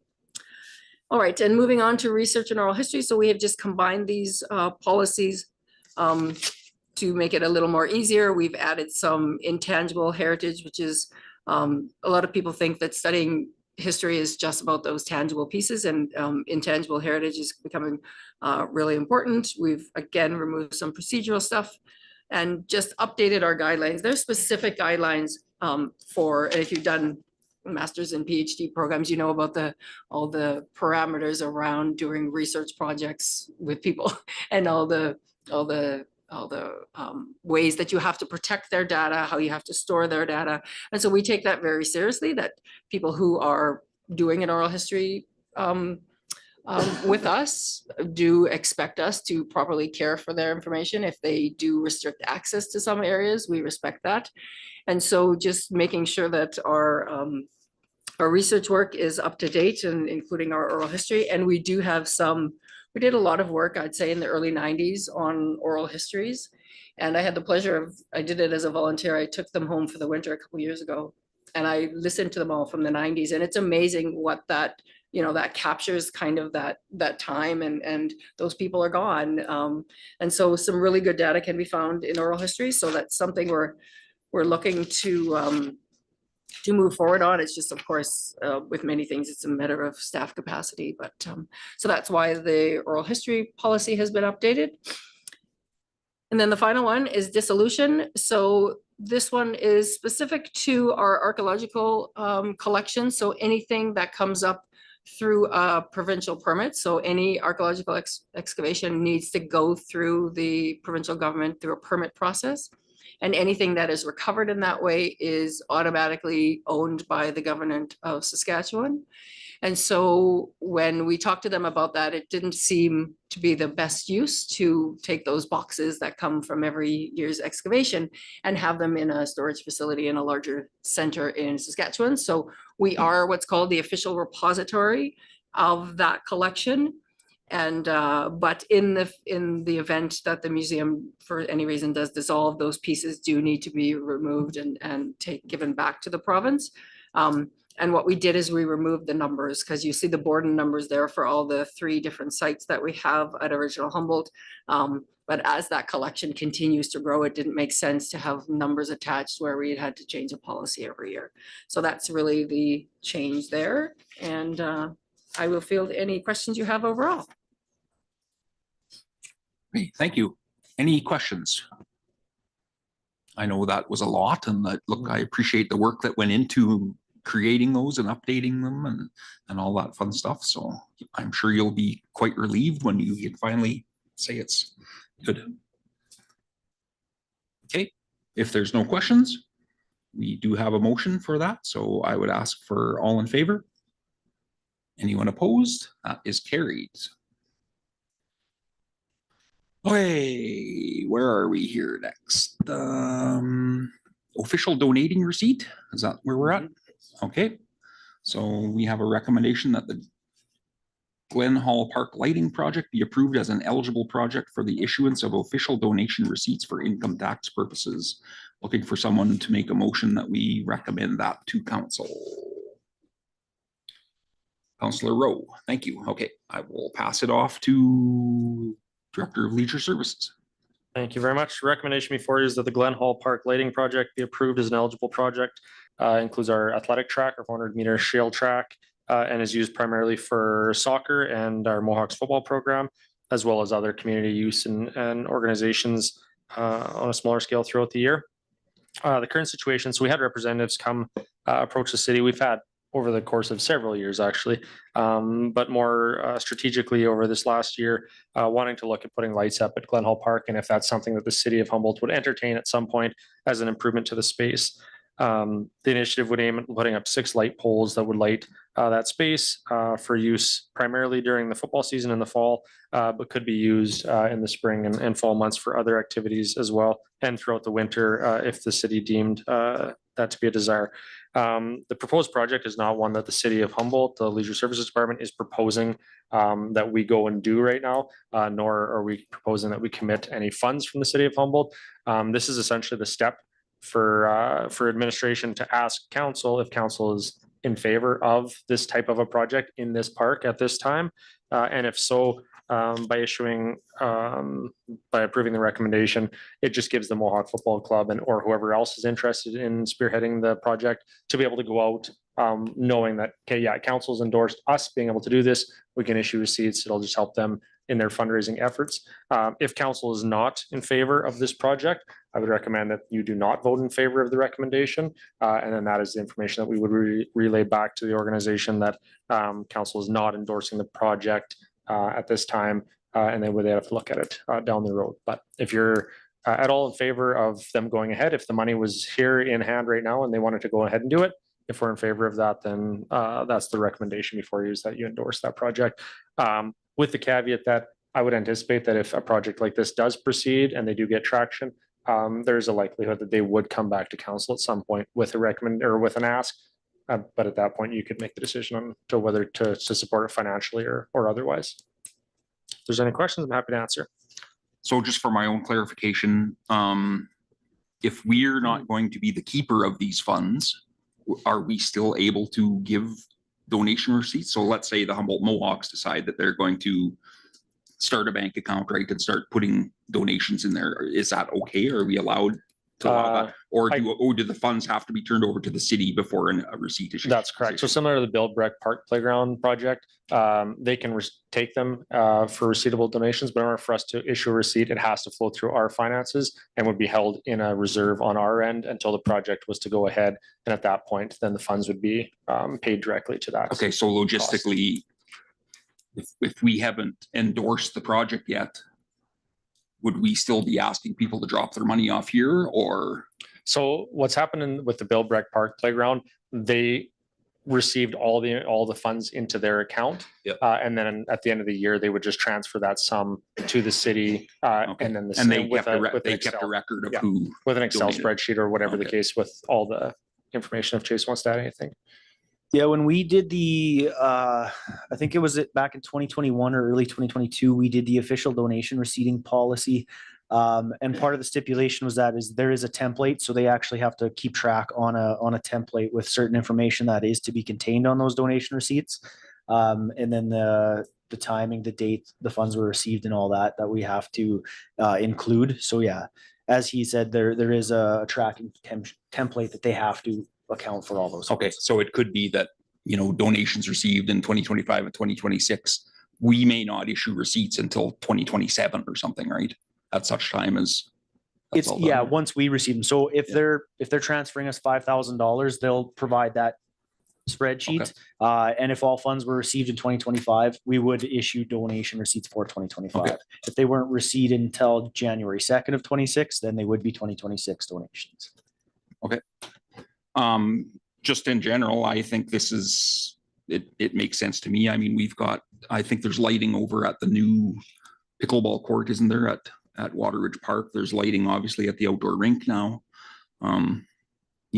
I've been to the football game where they've rented all those lights, and it's probably a lot of work for them to haul those out and probably a great expense compared to what it would be, if a group could fundraise this money and it just became, a few extra dollars, I guess, a year to operate those lights. That I think it would be great. It would look great too, driving by in and seeing that too. And I like the idea. Have we ever flooded that track before for skating? We did one year, didn't we? It was done prior to my coming to the Yeah, city, so, and just prior. So I yeah. mean, that would be nice, right? And as you know, in the wintertime, it's dark at between 5 and 6 now, right? So, you know, even if somebody wanted to go skating at 7 right now, you can't because there's no lights out there. So I think it would be great if a group wants to go to this. So I'll throw it open to questions, I guess. Does anybody have any questions or comments on this? I think it is also a good idea if, especially, they're using sort of an idea that was done in other communities smaller than us. So I don't see why there should be an issue with them. I know the football team has been pretty active in holding alumni games over the last few years. And I think that's a good source for this type of donation, where you have people that, you know, went through high school and played football and are still proud of that fact. And, you know, and are maybe at the point now where they're, you know, looking to maybe do some donations to certain worthwhile causes. So I think this is a good idea. I think the only thing we have to be a little bit concerned about is operating costs. You know, there is always that thing whenever you build a project that the city's going to take it over, and it would be nice to kind of, I know with LED technology and stuff now, it's a lot less than the old sodium vapor or whatever they used to use. So, so the price might not be, and I think it's key to have it like the pickleball courts where you go out there and flip the switch, and when you're done, you shut it off again. So it's not on all night kind of thing. So thank you. Okay, any other questions or comments? Okay, seeing none, I will call the question. All in favor? Anyone opposed? That's carried. All right, let's move on to the Director of Public Works, Humboldt Aerodrome Ownership and Operations Request for Proposal Draft Review. So I would look for someone to make a motion that the Humboldt Aerodrome Ownership and Operations Request for Proposal document be publicly issued. And that, again, that is a recommendation to council to make that at the end of the month. So who would like to make that motion? Councillor Cordy, thank you very much. I'll turn it over to the Director of Public Works. Thank you. So I would just start off with aerodrome and airport. So technically we have an aerodrome, but feel free to use the word airport because that's what most people call it over south of us here. So just for some background, the aerodrome feasibility study was completed in the fall of 2023, which noted options for rehabilitating the existing facility, as well as options for expansion. In the next 10 years, it's estimated cost of just over $2 million is needed to rehabilitate the existing airfield infrastructure to current day standards. The report summarized that the aerodrome has minimal benefit to the city of Humboldt and more benefit to the region due to the aerial applicators, recreational flyers, business/corporation traffic, and emergency services, air ambulance, search and rescue if needed. The proposed airport funding model, so we created an airport proposed funding model and we sent it out to local rural municipalities, local municipalities within 30-kilometer radius of the airport response area, and we requested responses from their councils by July 2nd of last year. A total of 14 municipalities and rural municipalities were contacted. 13 of the responses were received. All responses declined the proposal, which would have made up 74.3% of the potential funding. It was an initiative to really try to get regional cooperation to preserve the airport and use it as a regional feature rather than strictly a municipal feature. At the July 8th, 2024 Executive Committee, we received approval to draft a request for proposal with the intent to review the documents prior to being publicly available. So attached to this report is the actual RFP document, and it highlights here that there's consideration for potential partnership or complete sale of the aerodrome to private interests. All aerodrome assets, with the exception of the snow dump area, are subject to the potential transfer of operations and or ownership. Known local interest groups, persons will be given the document directly with anticipation that they will participate. The options that the executive committee has is to approve the RFP to be publicly issued, not approve the issuance of the RFP, adjust the intent of the RFP. And attached to this is the airport property information, the RFP itself, and what we can provide if requested is the actual aerodrome feasibility and planning study, the airport radius map, and the funding model that we did try to create in 2024. I would say our intentions are, as soon as we get the blessing to put this out publicly, once we receive it back and can assess the potential applicants, then we would bring it back to executive committee and eventually council for a decision. I'll take any questions. Thank you. Okay, thank you, Peter. Any questions or comments for the director? Go ahead, Councilor Rowe. I'm just curious if there's any costs currently accruing to the city for holding this land, for having the aerodrome in use? It's very minimal at this point. Maybe we spend about $30,000-$40,000 a year on this asset. We sell fuel and then we sell it at a 20% profit or markup. But everything else that we currently do relates to minor pothole patching, snow clearing in the wintertime, maintaining things like lights and some other electronics, maintaining a GPS landing coordinates. And that would probably be the majority of it. And then, of course, we have usage and landing fees, or usage and lease fees for the lots that are currently out there that the tenants currently occupy. The cost is not annual, day-to-day type things that are concerning. The cost that we're concerned of is capital. At some point, this runway is getting pretty rough. It hasn't been repaved, I don't know, probably in 30, 40 years, probably for original. And we did run a strip down the center of pavement, and that's doing quite well, but the edges are deteriorating quickly. The capital replacement is what we're concerned about. And for myself, the safety of pilots coming to the airport. And at what point do we just say, no, it's shut down? Or do we put in public investment? Or do we put in regional public investment, which would be ideal? Or do we put in a public-private partnership, or do we go completely private? Those are kind of our options. Thank you. Correct me if I'm wrong, but we do not have an airport reserve like we have with other, capital stuff like roadways and things like that. No, we don't have. Okay. So just for the new councillors, like you probably noticed during the budget, a lot of those capital projects that we have were funded from reserves that we've been contributing to. We have not done that with the airport, and that's kind of why we're in a pickle here. It needs $2 million worth of work in order to bring it up to snuff. We tried to reach out to our regional partners, and none of them were interested in helping us fund that. So we it would have been about 25% of that $2 million would have been our share if all 14 or all 13 of the other municipalities would have lent their support. We simply don't have $2 million put away to do this, and we can't raise everybody's taxes 30% for an airport that, the consultants that we had for that report basically showed that there is very little benefit to the actual residents of Humboldt to have that airport. So, it sounds a little bit harsh that, the airport doesn't benefit us, because I'm sure it probably does in ways that, we don't fully understand, but at the same time, would we miss it as much as the aerial applicators and the other private businesses that might want to do this? I don't know. If I could add to that. So historically, the air ambulance was the primary reason for emergency services to be using the airport.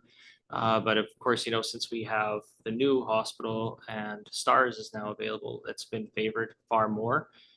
Not to say that we haven't had air ambulance land a few times, but it's been few and far between because of our close proximity to Saskatoon and either the availability of STARS and or ambulance or just driving there. So it does kind of limit our options when it comes to the use for emergency services. I didn't read this in great detail here, but is there anything in here that would require a potential, like let's say we sold it outright to to a private entity. Is there anything in here that specifically requires them to maintain it as a public airport, or are we okay with somebody buying it and just having it as a private airport for themselves? That is the question to be asked, because Okay. From preliminary discussions, they would prefer to outright own it. Right. If they're going to put investment into it, they want some sort of asset to have. Now, if we put stipulations or conditions on it, it may detract interest from it. However, the intent is to keep it open by the private interests if they decide. At the same time, I do plan on sending it out again to the 14 RM and urban municipalities, just to see if there's one more opportunity that, hey, like your ratepayers are using this airport through aerial applicators like spray planes and such. Like there is value there. Mhm. And it would be great to have that rural participation, that regional participation, but we just haven't seen it at this point. And I think the other trick would be, that's fine for it to be a one-time injection, but I think we're looking for a partnership, you know, that would help maintain that thing over the next 100 years, right? Like not just, okay, we need to spend $2 million and then forget about it. No, it's, we need to bring it up to speed, and we need to make a plan to, you know, basically start a reserve, right, that can maintain it. That's a good point.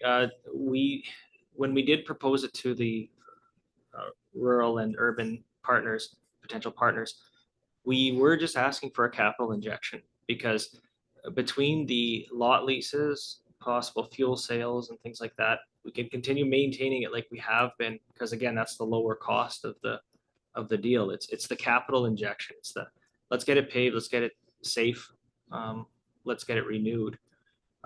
That's probably our biggest concern, and then we could probably worry about the maintenance at a lower cost. But ideally, all of it would be some form of commitment. Long-term would be ideal. Either periodic maintenance injections or long-term capital savings. Yeah, that would be good. Okay.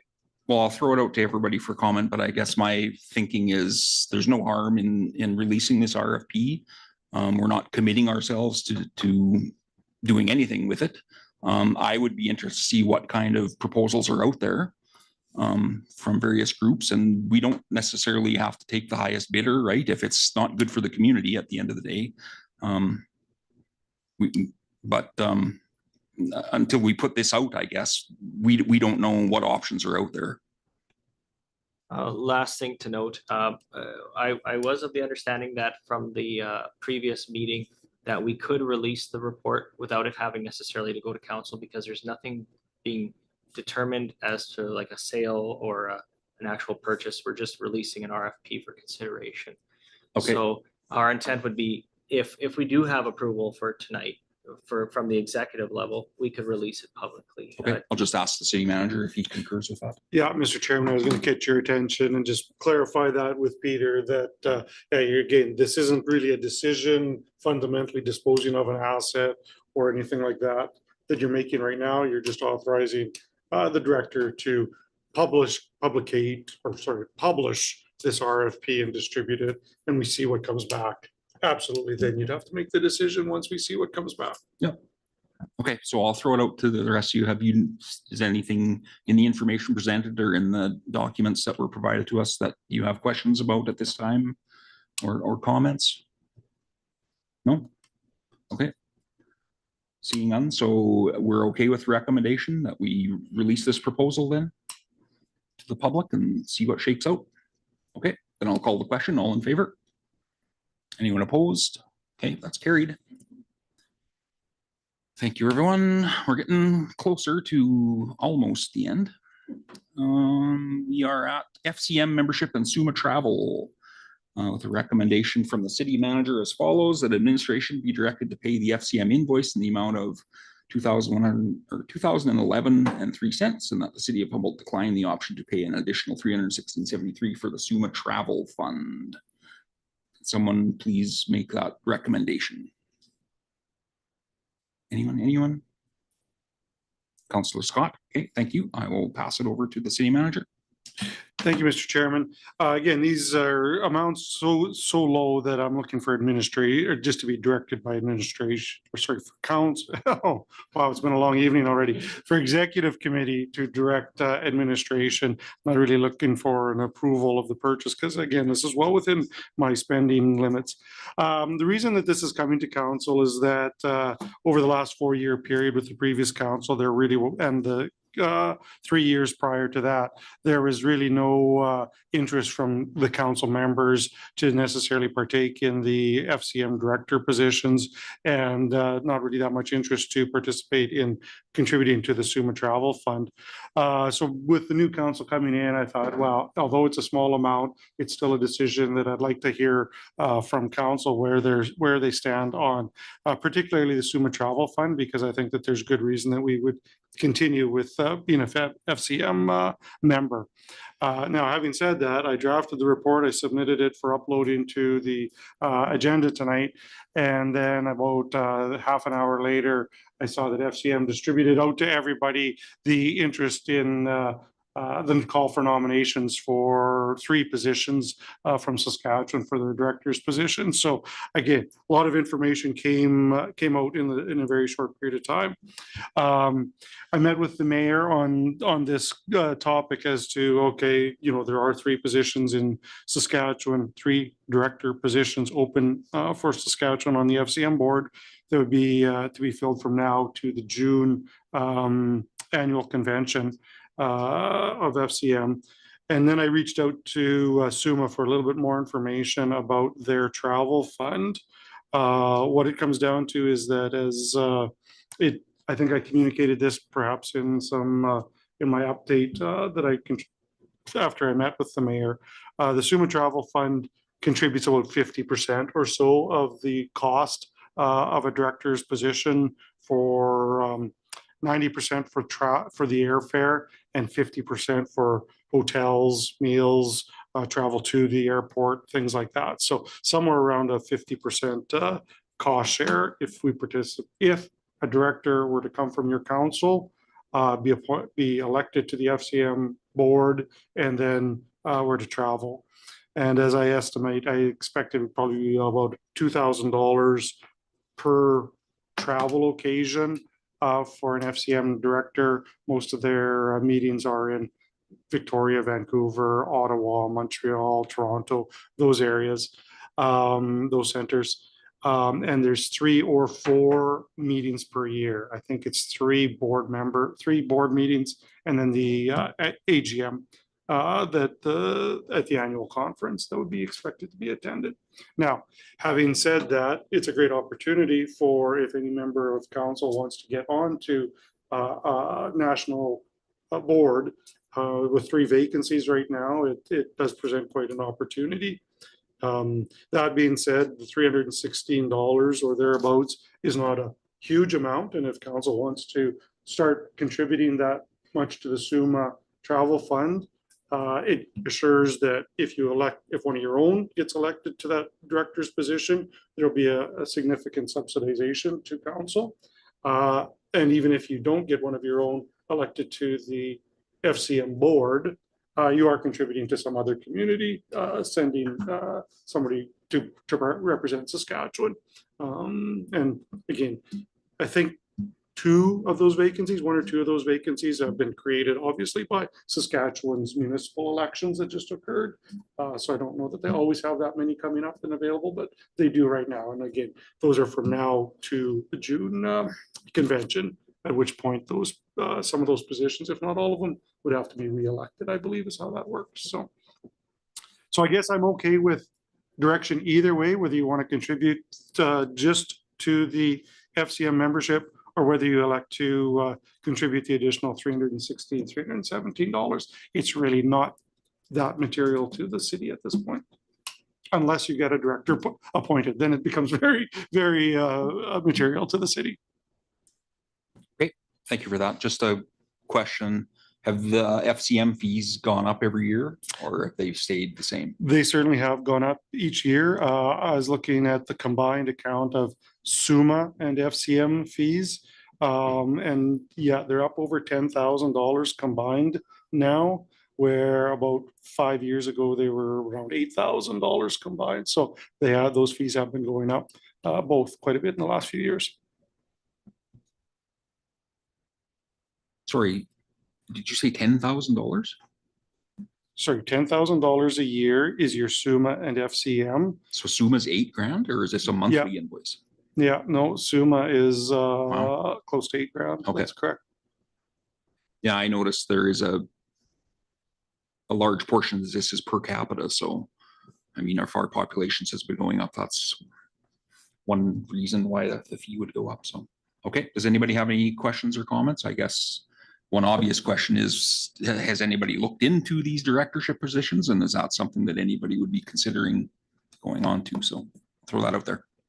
Go ahead, Councillor McInnes. I had indicated earlier to the city manager, I was interested in running for a position before I realized the cost. So I just have a question in regard to that. If we contributed to the SUMA Travel Fund and we had a director elected and got 50%, the other 50% comes from our budget. There's no other, I guess, reimbursement from someone for that.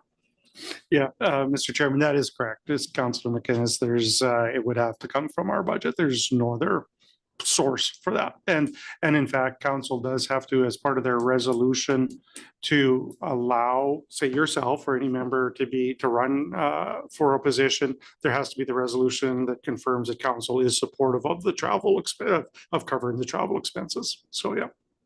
And could a counselor not pay the 50% themselves if they so desired? I guess that would be something you'd have to arrange with your council because it is meant to be covered by your council. And that's, I think, the reason for that resolution from your council. But that's a good question. I hadn't thought of that one. Thank you. Just, could you give us, I guess, a little bit more background in terms of what benefit there is to participation in FCM? I mean, I guess I'm just thinking of having previously been on national boards. It's very easy for smaller communities and interests to get lost in, the broad picture. And I'm just wondering about what sort of is direct benefit to the city for someone participating in this on the board, or even in terms of our membership. Yeah, so the membership initially, I'll answer that one. FCM is basically the conduit for a lot of the federal funding through the grant programs. So a lot of it is the federal government will approve $1 billion program for infrastructure, but they don't deliver it. Quite often they don't deliver it themselves. They hand that $1 billion over to FCM to distribute. So then it's it's a process through FCM that we get the information from and we apply through and they vet it and that sort of thing. So our membership with FCM ensures that we get the regular updates and notices about what they're doing. And again, I guess whether they're delivering it or not, we could apply to it. You don't have to be an FCM member to apply for it. But because FCM is the handler of a lot of federal grant programs, there's, I think, certainly a benefit to maintaining our $2,000 a year membership there.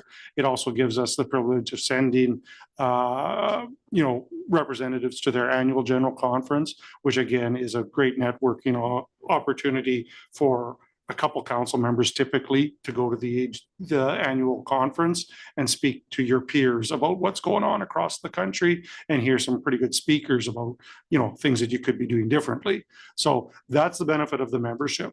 As to any benefit to a community, a small community, by having a director on the board, I'm actually afraid I can't provide much insight to that. There are 74 director positions across the country. Saskatchewan has 5 of those 74 positions.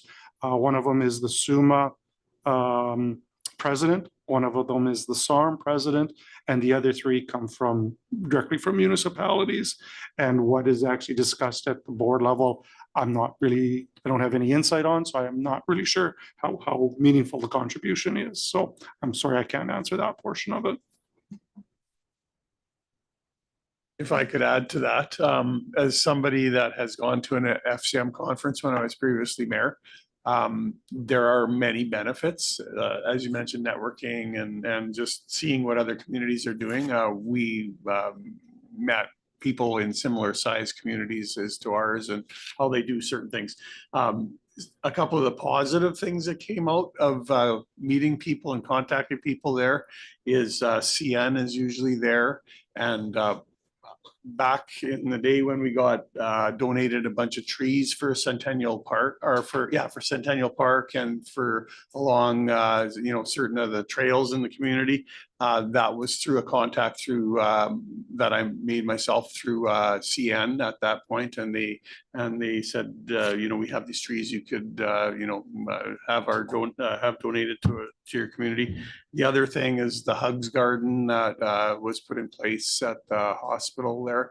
That was through a contact at FCM as well. So as you meet these people from different organizations through the trade show that's there and that type of thing, these types of things is what brings connections for that type of thing. So in those two projects alone, we benefited substantially in our community. So yeah, and as so a lot of the counselors that have maybe been to SUMA previously, the networking is a big benefit, because you often can sit at a table with the people from Kindersley or Melfort and over the weekend or the week and pick their brains on certain issues. So yeah, so that's my point of view.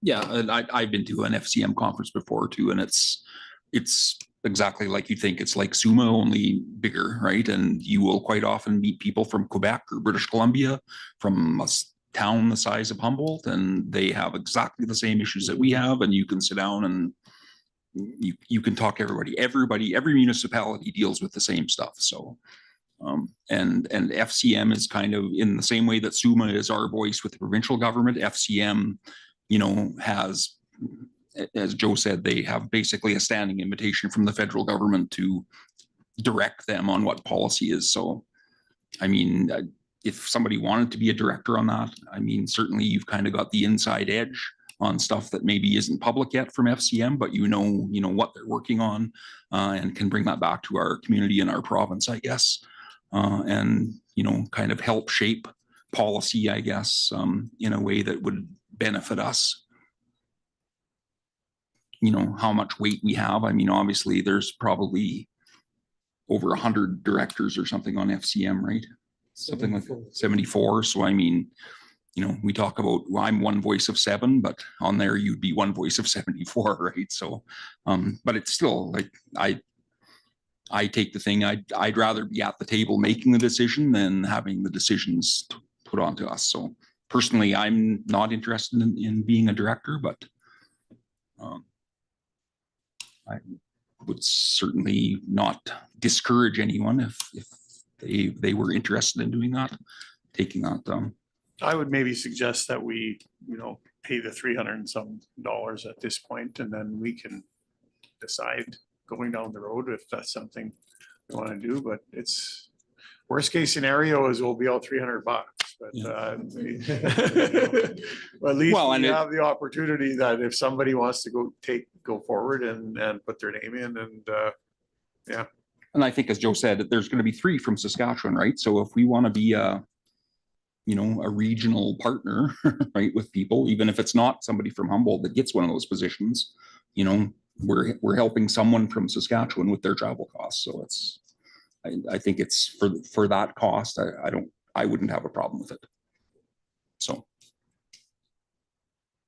you have a mover on the original motion, so you'll need somebody to move an amendment to pay the $316, which are. Okay, so would you like to revise that motion to? Okay, so instead of declining the option to pay, we would say also pay the additional. Or he makes. Well, yeah. Yeah, he would make the motion to amend. Yeah. If you're all okay with that, vote on that. Yeah. Call the question on the event, motion as amended. Okay. Okay, so we have a motion on the table then to amend that and pay that additional $316.73. Any discussion on that? Okay, so I would ask the question, all in favor? Anyone opposed? Okay, so that amendment has been passed. So now the original recommendation has changed to be that we pay the $2,011.03 as well as the $316.73 for the travel fund.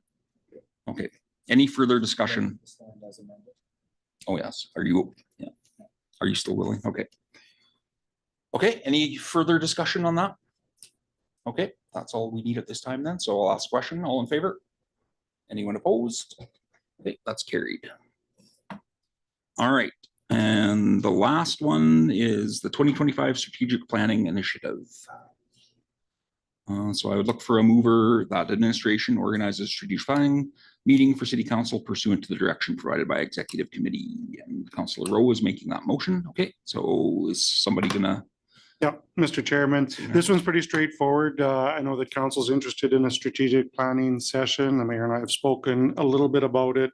The initial suggestion is we try to start with at least just a couple evenings, probably sometime as early as we can get going on that. I'm thinking it would be probably February now. But if that's general format is supported by executive committee, then what we'll do is we'll get somebody from corporate services to reach out with some doodle poll dates to try and set up a couple evenings.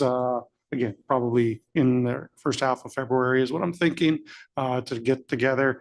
First evening would likely be with administration to try and get some of their four-year objectives in front of you as to what their goals and objectives are for the next 4 years. Second evening would be more of just a council and myself, see where we go with there. And I'm not sure that we'll get it all done in 2 evenings, but that would be the start. So that's the suggestion. Okay, any comments or questions? Okay, Councillor Rowe. I'm just excited to get it going. Let's get on this. Okay, thank you for that. All in favor? Anyone opposed? That is carried. So we'll look forward to that doodle poll and get that scheduled. Okay, I think we were at the inquiry stage. Any inquiries for administration at this point? Councillor Cordy. I guess it's for Peter, Public Works. I just had some people, I guess, bring up like when they were grading the streets, blocking, it's back to the snow removal thing. They said that their driveways were blocked. They couldn't get out of there with their vehicle and they had to hire someone to clean them and stuff. So they were kind of suggesting, they said they know it's not maybe feasible with the grader to stop and back up and or to see if there's some ideas, maybe follow up with the Bobcat or something just to clean. But anyway, they just brought that to the attention anyway to see if there's something that can be done or we can. Okay, thank you. I could probably add a bit more context to that. So in our current snow and ice control policy, we have the gate that comes down on the grader. And when we get a lot of snow and the driveways are really wide, the gate goes down, but the snow falls over the gate and creates a smaller windrow. Usually it's soft immediately after, but if you leave it for a half a day or a day, it gets pretty solid. I can totally respect that. Although our current policy does note that those small little windrows are their responsibility. If there were to be a policy change, we'd have to change it in the policy itself. And if that is something that council would want, I would suggest that be looked at in that respect. I get it, especially if they're elderly or they can't necessarily push it or things like that. That's far more challenging. It's kind of like, where do you draw the line with snow and ice control and I would, just mention on there, sorry. Yeah, they just kind of suggested maybe if there's some follow up with maybe a Bobcat or something, just when it's going, if there's a thing just to sweep it up right away, because they were just looking for ideas, I guess, or us to look into it. Maybe we could do something, or because they realize it's not practical for the grader to stop, back up, and so anyway. That's a good point. The grader, we want to keep moving. And skid steer, we have entertained that in the past, especially if we missed a driveway altogether. Sometimes that happens. Sometimes the gate doesn't go down and there's a really big windrow in front of a driveway. And then that's when we have to dispatch a loader or a backhoe or a skid steer to come out. I will take that with me because I know from our recent meetings and discussions, even internally and lessons learned, there are maybe a few things we want to tweak in the snow and ice control program. So we can definitely take that back. And then once probably closer to the end of the snow season, we would bring back our recommended changes, if any, and discuss them with committee and then eventually council. Okay, any other inquiries? Go ahead. So could you just give an update? There were questions that were raised in terms of Melfort snow removal versus Humboldt snow removal. So we all did get the internal email with the update, but because this is live stream, could you just, so that the public can know what's happened or what happens between the two communities? Sure. So yeah, I did have a great discussion with the director of Public Works over in Melfort, and we exchanged stories and experiences from what we both experienced, especially at that November snowfall, because Melfort and us both got hit pretty hard with that one. So they do have a snow and ice control policy that does have shorter timelines. However, I would say it's a little, well, to each their own, but I would say it's a bit ambitious when it comes to getting to all the roads in a time that they have in their policy. Ours does note a longer period of time, but we can usually be well within that period of time for our snow and ice control policy. There were some key differences in between the level of service, I would say. The one thing their policy notes that ours isn't is that they do plow kind of one pass or two passes down a street and they make it passable. So they allow for far more snowpack on the streets. They leave more. They leave between 6 and 8 inches of snow packed onto their streets, where we try to keep it down to about that 2-inch mark, or 50 or 5 centimeters. And when we do go through, we're typically pushing it and making it as nice and clean as we can while our grader is there. So it's to each their own. I can see us eventually going to a bit more snowpack on the roads and leaving them so let's say the windrows aren't as big that go to the side of the property. But again, that would be a policy change if we were to go down that road. They also don't clear residential sidewalks. Neither do we. They, interestingly enough, their business area, they require the businesses to clear those sidewalks, where we actually do the downtown. Differences, we have a day and night crew, and we also have a highway going through our downtown. I should mention that's a big difference compared to Melfort's. Melfort's downtown is off of the highway system, so we have to clear our downtown at night because it's just too busy with traffic going through it. So that's a real key difference between the two municipalities. But we have a day and night crew when those big events come, where they actually just have day crews. They are looking at nights because there are some operational benefits of operating at night. Let's see here. Even in comparison to the last storm, the big storm that we had when we got that 30 to 40 centimeters, we actually got cleared faster than they did in that specific situation. They do follow the same kind of priority system, where they start at the highways and the emergency routes, and they do the similar type of thing.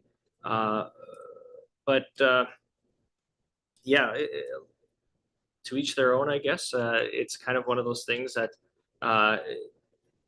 funny thing was some of our residents said Melfort does it better.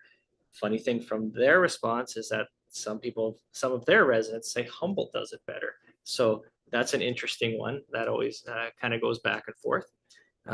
So yeah, some differences and some lessons learned. share information and kind of make a better program, or it's good to know that we're not the worst program out there. I know that. I know that for sure, especially when I go to Saskatoon residential streets and stuff like that. They don't plow them, or they leave a lot of snowpack on there. And it's kind of a condition of we've been doing this for so long, a certain way. If we did change it, there's drawbacks, there's pros and cons to each different way that we do snow clearing. And would the residents sacrifice what they have now for a different approach? That's always a question that I can't necessarily answer. So the answer, is that enough? Appreciated the 4-day snow removal versus the Melfort 10-day snow removal. Thank you. Okay, any other inquiries? Just further to that point, when this first came up with Melfort's performance, I took a look at that policy and correct me if I'm wrong, but I think it actually says right very sort of early into it, it says that essentially these timelines don't apply if you have a significant snowfall or days of successive snowfall, which is exactly what the experience was in November. So they weren't even holding themselves to those timelines under those circumstances. So I think we did very well. Go ahead. If I can add to that, and you did touch on it, is maybe at the end of this season, we need to bring some of these ideas back in with your policy and with some recommendations for council that we can maybe, if it ain't fixed, broke, don't fix it, and or maybe there is some fixing that we need to do. And it's one of those things that I think if we have some of those ideas presented to us, maybe there is some changes we could look at. But yeah. Okay, thank you, Councillor McInnes. I had been in contact with our member of parliament, Kelly Block. I had some concerns, or not concerns, but some inquiries raised from residents regarding the passport office that the federal government comes out and does. Service Canada sets up downtown here. And we were looked at as a community to get a second day for passport processing in Humboldt. But the department ultimately decided to cut us from the list and provide alternate funding to places like Melfort. So we're seeing residents drive out there. I'm just wondering what the advocacy process might look like, or if anyone has had any contact with either Service Canada or further contact with our member of parliament on that. I had some conversation with her and she was great and looked into it for us, but just wondering if we have a direct contact we can maybe touch base with. Yeah, Mr. Chairman, to the councillor. No, it's the first I've heard of it. I don't know. Again, typically you're right. It would be through the MP if it's a federal decision. So we'd have to find out a little bit more and then see if a communication from council to the MP is, is what we choose to do. But sorry, it's the first I've heard of the matter that you're speaking of. Okay, thanks. Any other inquiries? No, seeing none. Okay, that brings us to the end of our live stream then. We do have some items that we're going to discuss in committee of the whole, I guess. So I would look for a motion to move to committee of the whole. Councillor Cordy, all in favor? That is carried. So that concludes our meeting. We will see